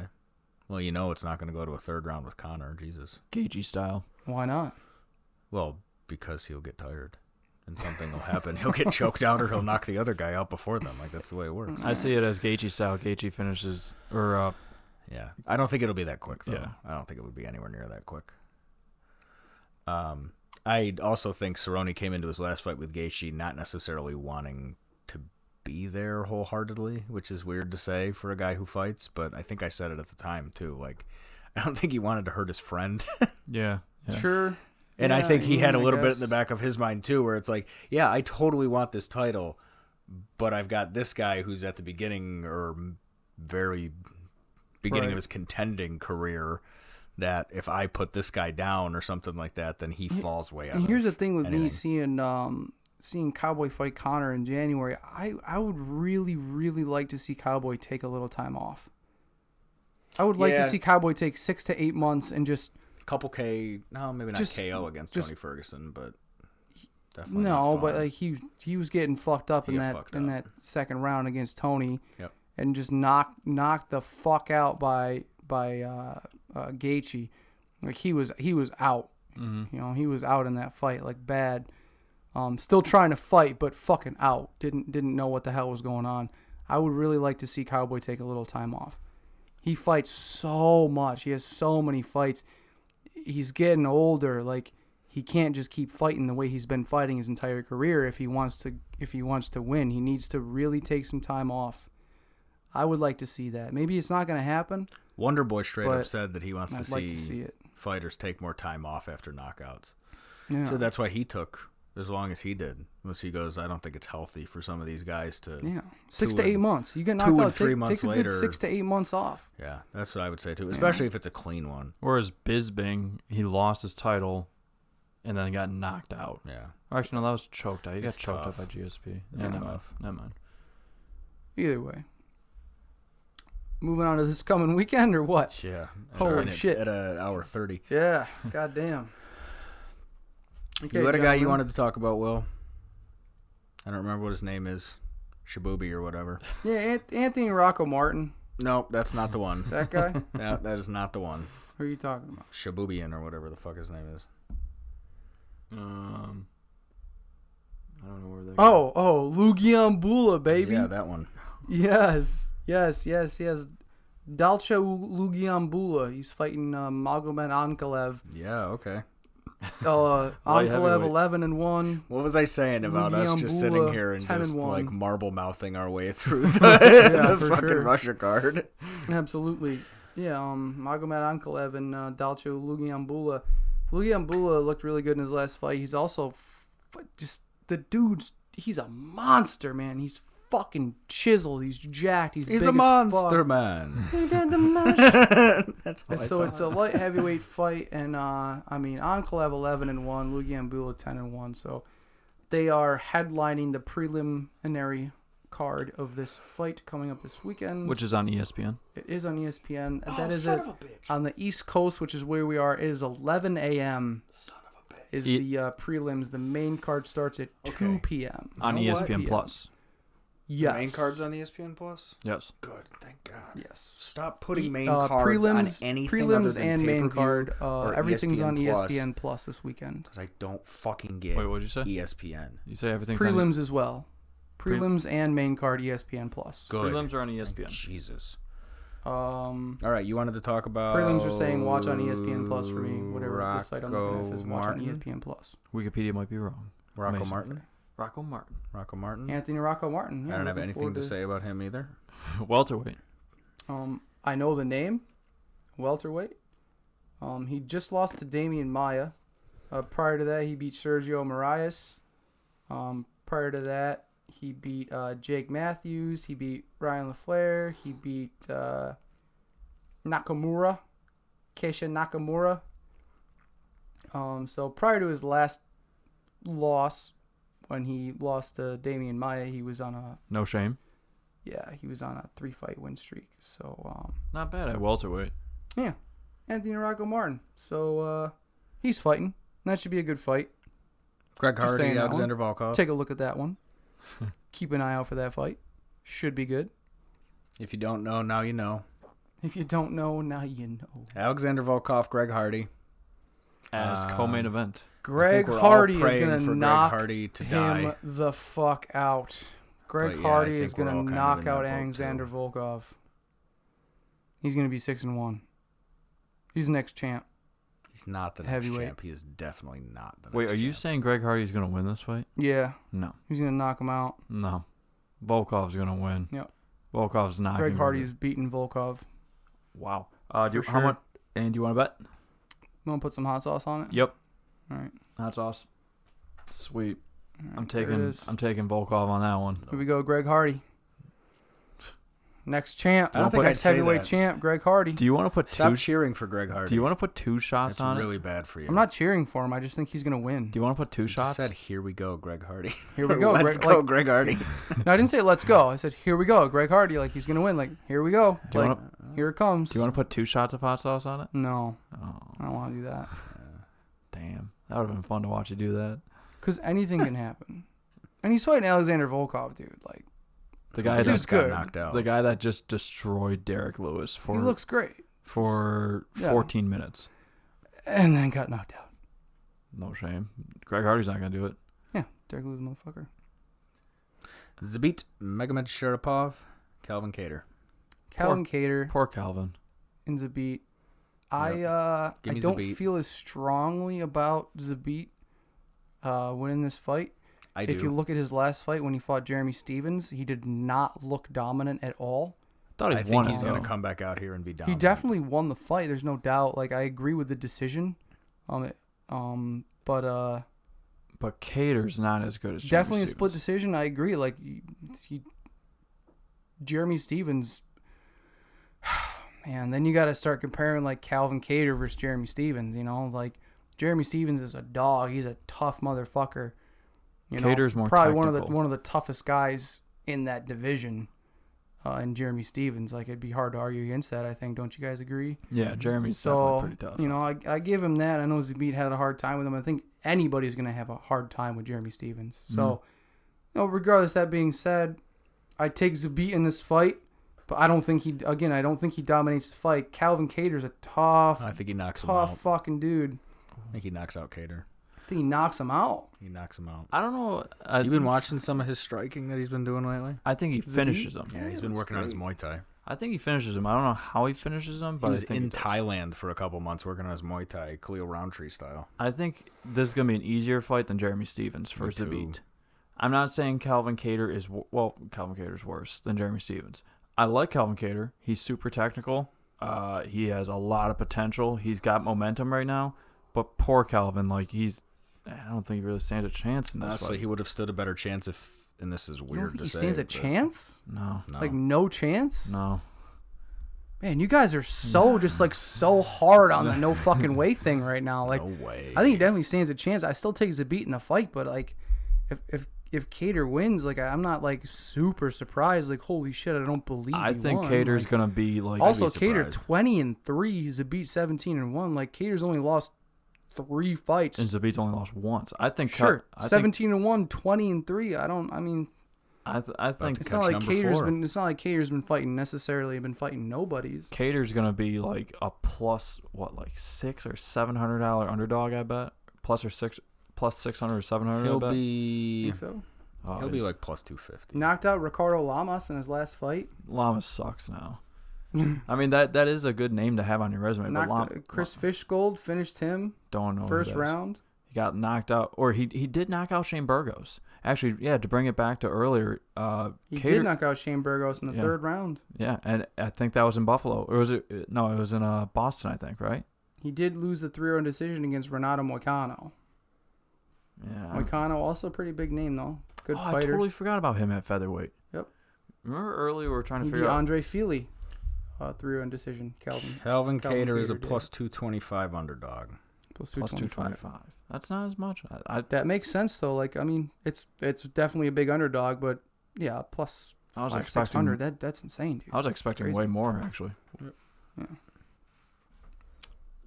What That's a else? good fight. Good fucking fight. Yeah. I am taking Zabit though. I think Zabit is gonna win. Zabit. Yeah, we all. That's what I think. We're all taking Zabit. We all got on that. Zabit. Yep. Yeah. I don't think he. I think Kattar has a chance, but yeah, I'll go with Zabit for sure. Definitely. Now, should we move on? Yeah, do your fan question. All right. So Yes. our fan Vinny. Vinny, what's up? Shout out to Vin. Lots of shout outs this podcast. What's up, boys? All right. So Keep watching. Keep supporting. And girls. GTF come on, Podcast. Gender neutral. What are we doing? careful, your wife's gonna yell at us. I don't care. So I do. It scares me. she is scary. So Vinny It doesn't says. scare me. It scares the shit out of me. Actually, that is not it. Fuck. Hang on. I'm trying to find it. God damn it, Vinny. Damn it. I know. Our first fan question. Ryan's fucking it up. I am. Okay. Here's a random shit fan question for you. If Khabib and Tony fight and Tony loses, which I think is going to happen, how do you guys like a matchup of Tony and Dustin Poirier? Who would you take in that fight? So Tony or Dustin Poirier? I'd take Tony, personally.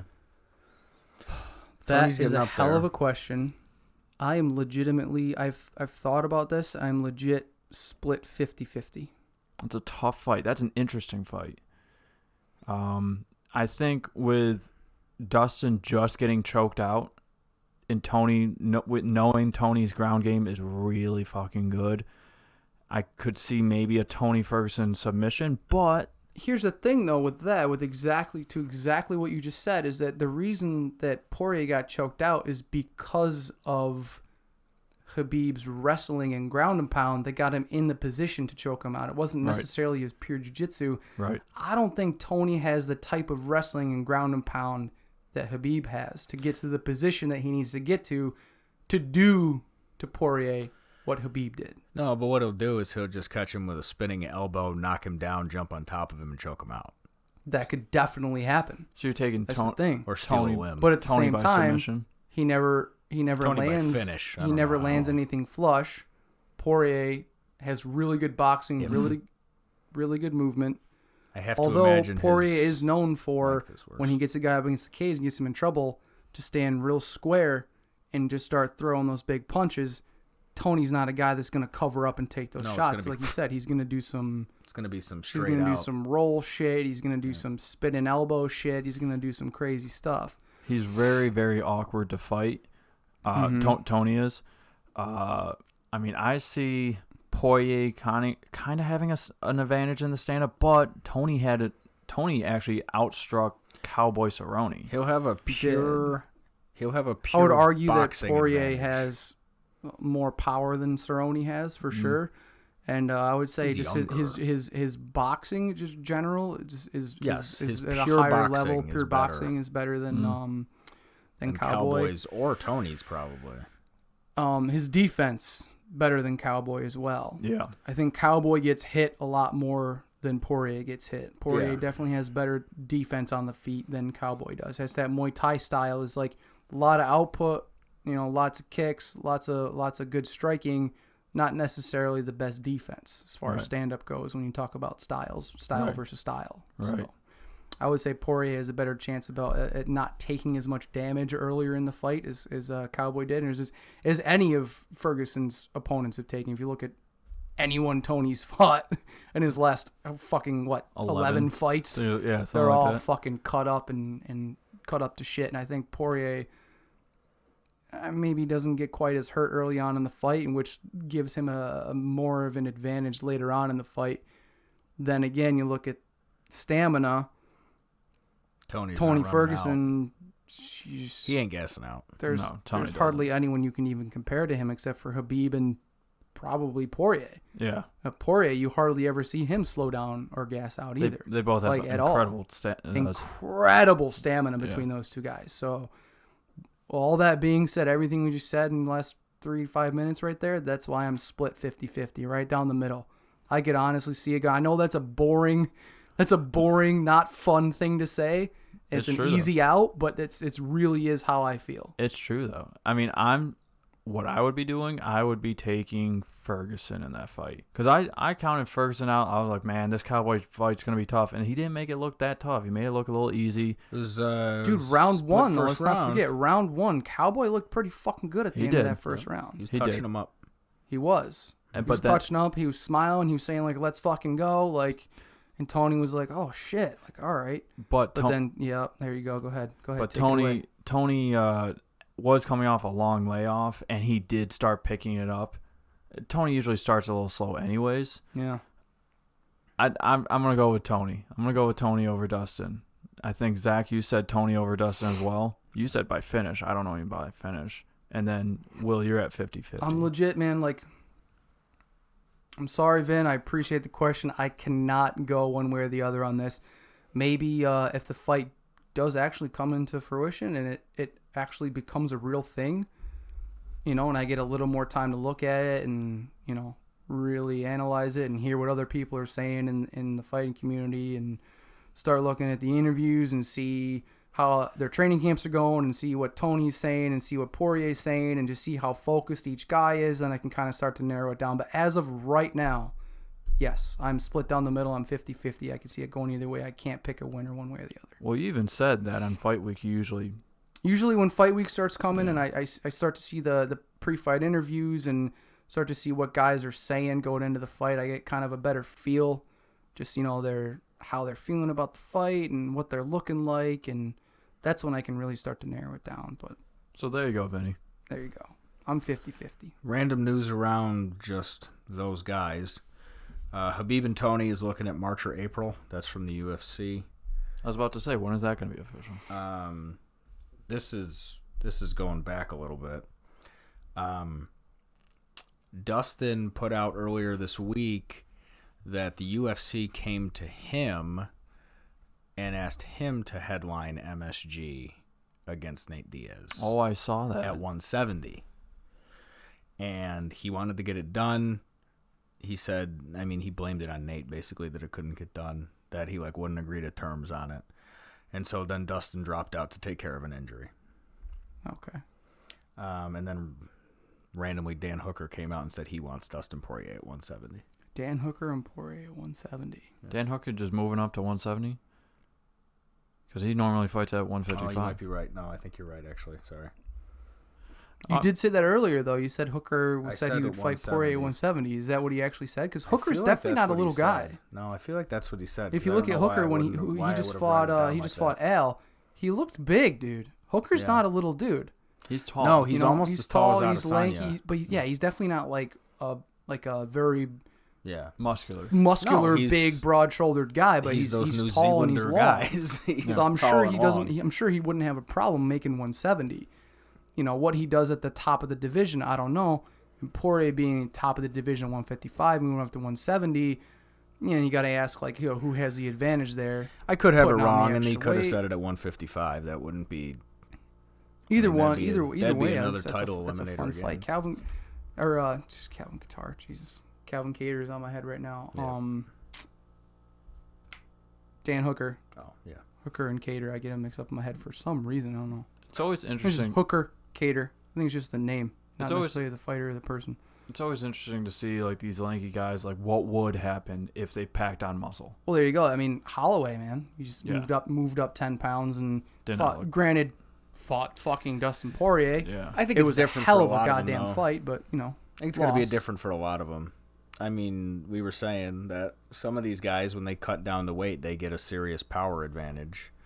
And some of them, when they move up in weight, they lose any sort of power advantage they had before. So if you're like Max Holloway and you're just naturally a skinny guy, he doesn't have a... which he is, for sure. He's a longer, lankier, it almost skinnier makes guy. sense for his him body to stay style, down there. For sure, yeah. Because his power that he has at 145 doesn't transfer. Right, doesn't transfer to 155. No. Agreed. Random shit. We already talked about Yoel Romero. Yair called out McGregor. It's not going to happen. He'd have to go up to 155 to fight him. There's no way McGregor's getting down to 145. We already talked about Hooker. Damian Maia said he wants to run it back with Masvidal. The only problem with that is Masvidal's making a title run, so that's Damian Maia's not making a title run. What if Damian Maia fought Nate Diaz? That'd be fun. Ooh, I like that. How about that? That'd be fun. Maya coming off a really good win. Diaz was ranked I know the rankings in Diaz, but I don't necessarily think that's a fight Diaz would turn down. Damian Maia's a big name. It's a challenge. And I think Damian Maia's he's on a 3-fight win streak right now. Yeah. He's on a good streak. He's been looking good. It's a big fucking name too. It's a good challenge for Diaz for his jiu-jitsu. And I feel like that would be very interesting, I think. That'd be a cool fucking fight. Yeah. Just thought of that. Yeah, I feel bad, though, only because Diaz kind of said, hey, the fuckery that I just went through may cause another layoff. So yeah, we'll see. It's a scary thought. He's really set on getting the rematch with Masvidal, so hopefully he doesn't hang on to that too hard, and he's... It honestly depends a little bit on Masvidal, too. Fight again, maybe not super, super soon, but fall next year, at least July, once or twice next August, year. September, at the latest. We'd love to see him come back again. That'd be fantastic. Damian Maia, that would be a good fucking fight for him. Mm-hmm. That'd be cool. We had the Colby Covington, Kamaru Usman press conference. Yeah, they're pretty much the only guys that said anything the whole press conference for the most part. Max Holloway basically said, "No, I'm loving this shit." Yeah, he did. Keep it going. He goes, yeah. Yeah, keep it up, boys. Keep it up, boys. Keep it going. Just talking shit, just general. Wow, do you fucking suck nonsense. at Covington? He called the BMF belt the broken mediocre fighter belt. The fuck Covington? you, yeah, the fuck you Colby and you suck chants overwhelm his answers to questions. This was actually weird. He accuses Usman of using EPOs, and Usman doesn't really respond. No, he did not deny it. He did not deny it. It's either he was ignoring it, and he was like, "I'm not even gonna fucking respond to that," right? Or like, yeah, you look at it and you're like, "Dude, I mean, he just called you out for using EPOs, and you definitely did not deny doing it." Did he? Has he? Colby straight up says, "Doesn't matter." Good what job, happens. Colby Covington. You got us fucking wondering now. Right. You know, he Colby, did what he wanted to do, whether it's true or false. Colby straight up says no matter what happened last weekend and no matter what happens when he fights, he wants to get locked in a cage with Masvidal. And I think we were talking about it earlier. If Colby wins this one with Jorge just winning his last one, it doesn't make sense that it would be anybody other than Masvidal fighting for the title. Yeah, and I think no matter who wins, I think you got the fighter of the year sitting at number 3. Usman or Colby Covington. I feel like whichever guy wins, I think. Yes. Yeah, you were like we were saying earlier, Jorge. That's probably going to be his next fight. Is the winner of that fight, most likely. Did we talk Page botched IV? I think I already said that. Yep, right? you talked about that. Yep, in detail. Usman in the stare down looked pretty calm, cool, and collected. Colby Covington looks like a cartoon. That's pretty much normal. Yeah. Always putting on a show. I wonder if Max ever gets sick of actually staring down at everybody. I did not realize how much taller he was than Volkanovski. It's insane. It's 6 fucking He's inches. so much taller. Yeah. Than almost everyone in that fucking division. That's why if Zabit does beat Qatar, which we think he's going to, he maybe gets another fight or two, and he's right up there. I want him to fight Yair. He's right up there for title contention. He's also a big, tall, long dude in that weight division. Him versus Max is something I really hope happens within the next year or so. Mm-hmm. Give him a couple more fights, and then he's fucking right up there. I don't know if anybody wins another big fight. I think he's in title contention. Anybody listening, watching, listens to or watches the Dan Le Batard show with Stu Gatz on ESPN. It's based out of Miami, so they've developed a little bit of a relationship with Jorge Masvidal in the last year or so. Masvidal's been in studio a couple times talking to him and all that fun stuff. Really made a relationship with the guy Stu Gatz on the show, who came out. And for any of you that were watching the ceremonial weigh-in, the guy that was swinging his shirt around that almost hit a ring girl in the face, that's Stu Gatz. He actually, I think, unintentionally broke some news on his show on Friday, which was that he was campaigning initially to not only be there for the ceremonial weigh-in, but also wanted to walk Jorge to the ring, and they told him, hey, you just didn't give us enough time, but we'll get you there for the Conor fight. That was actually what Conor fight. Yes, that's exactly what they told him. The UFC said that. Yes. UFC or Dana. Somebody told that to them. Some higher up in the UFC. Yep. So potentially maybe slipping it out there on accident that Jorge's next fight is going to be against Conor at 170. Because you hear Dana say Jorge's too big for him. And then you hear Jorge in the thing afterward go, after watching what I just did to Nate, he's not going to want any of this, number one. And number two, Bigwig saying I'm too big for him. So. Yeah. Well. Jorge Conor. We've mentioned it before, too. We'll say that Conor, he's definitely been packing on some muscle. He's been getting bigger. Yeah, but in his last couple times we've seen him. He's not big. He's 5'8", 5'9". And not that Jorge's that much bigger than that. He's 5'11", but his frame is built to hold more muscle, I think, than Conor's is. Oh, definitely. Yeah. I don't disagree. I think Conor's weight's 155. Yeah, that's a perfect weight. He's not quite a 170. He's definitely not a 145er. There's no fucking. He cuts way too much weight to fight a 145. There is absolutely nothing scheduled for January yet. Nothing. Not a Conor fight. Not any prelims. Nothing. The only thing that they have is a date and a venue. What's the venue? No fights at all. None. It's fucking real late for them to not have anything. Vegas. For Vegas. The 18th? You're saying January 18th? January 18th. They have maybe nothing. Bones, John Jones on that card. Fight Dominic Reyes. That's in 2 months. It's not bad.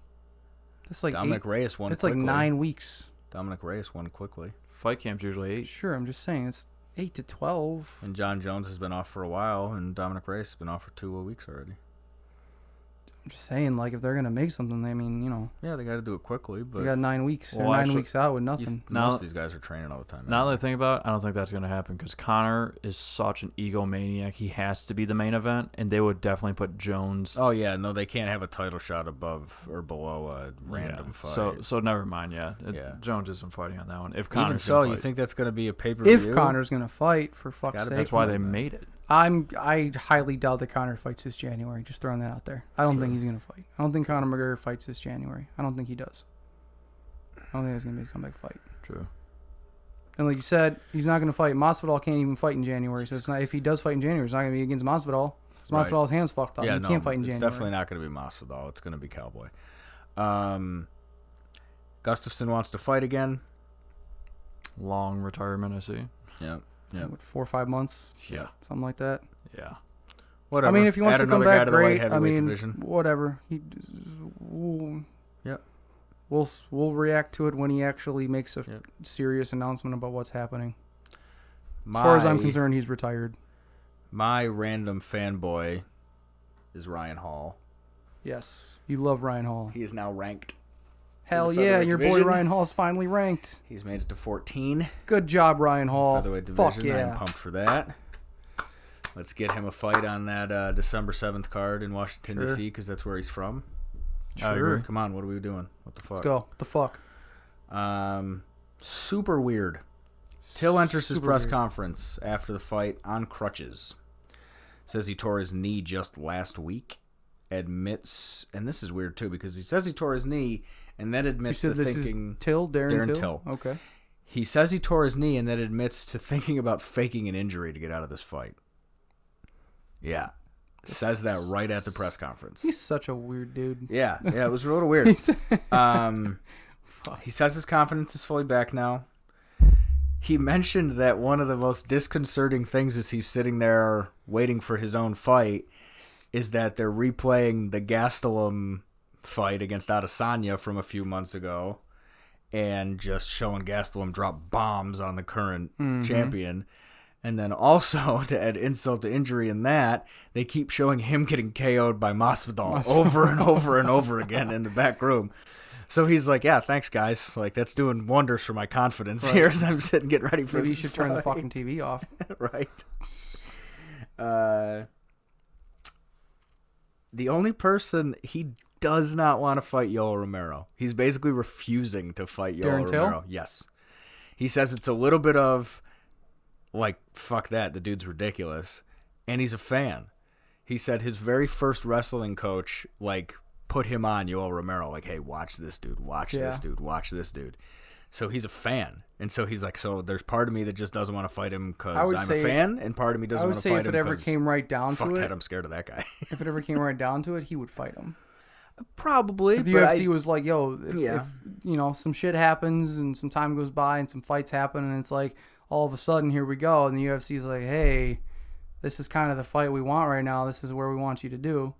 I bet he would fight him. That'd be an interesting fight, too.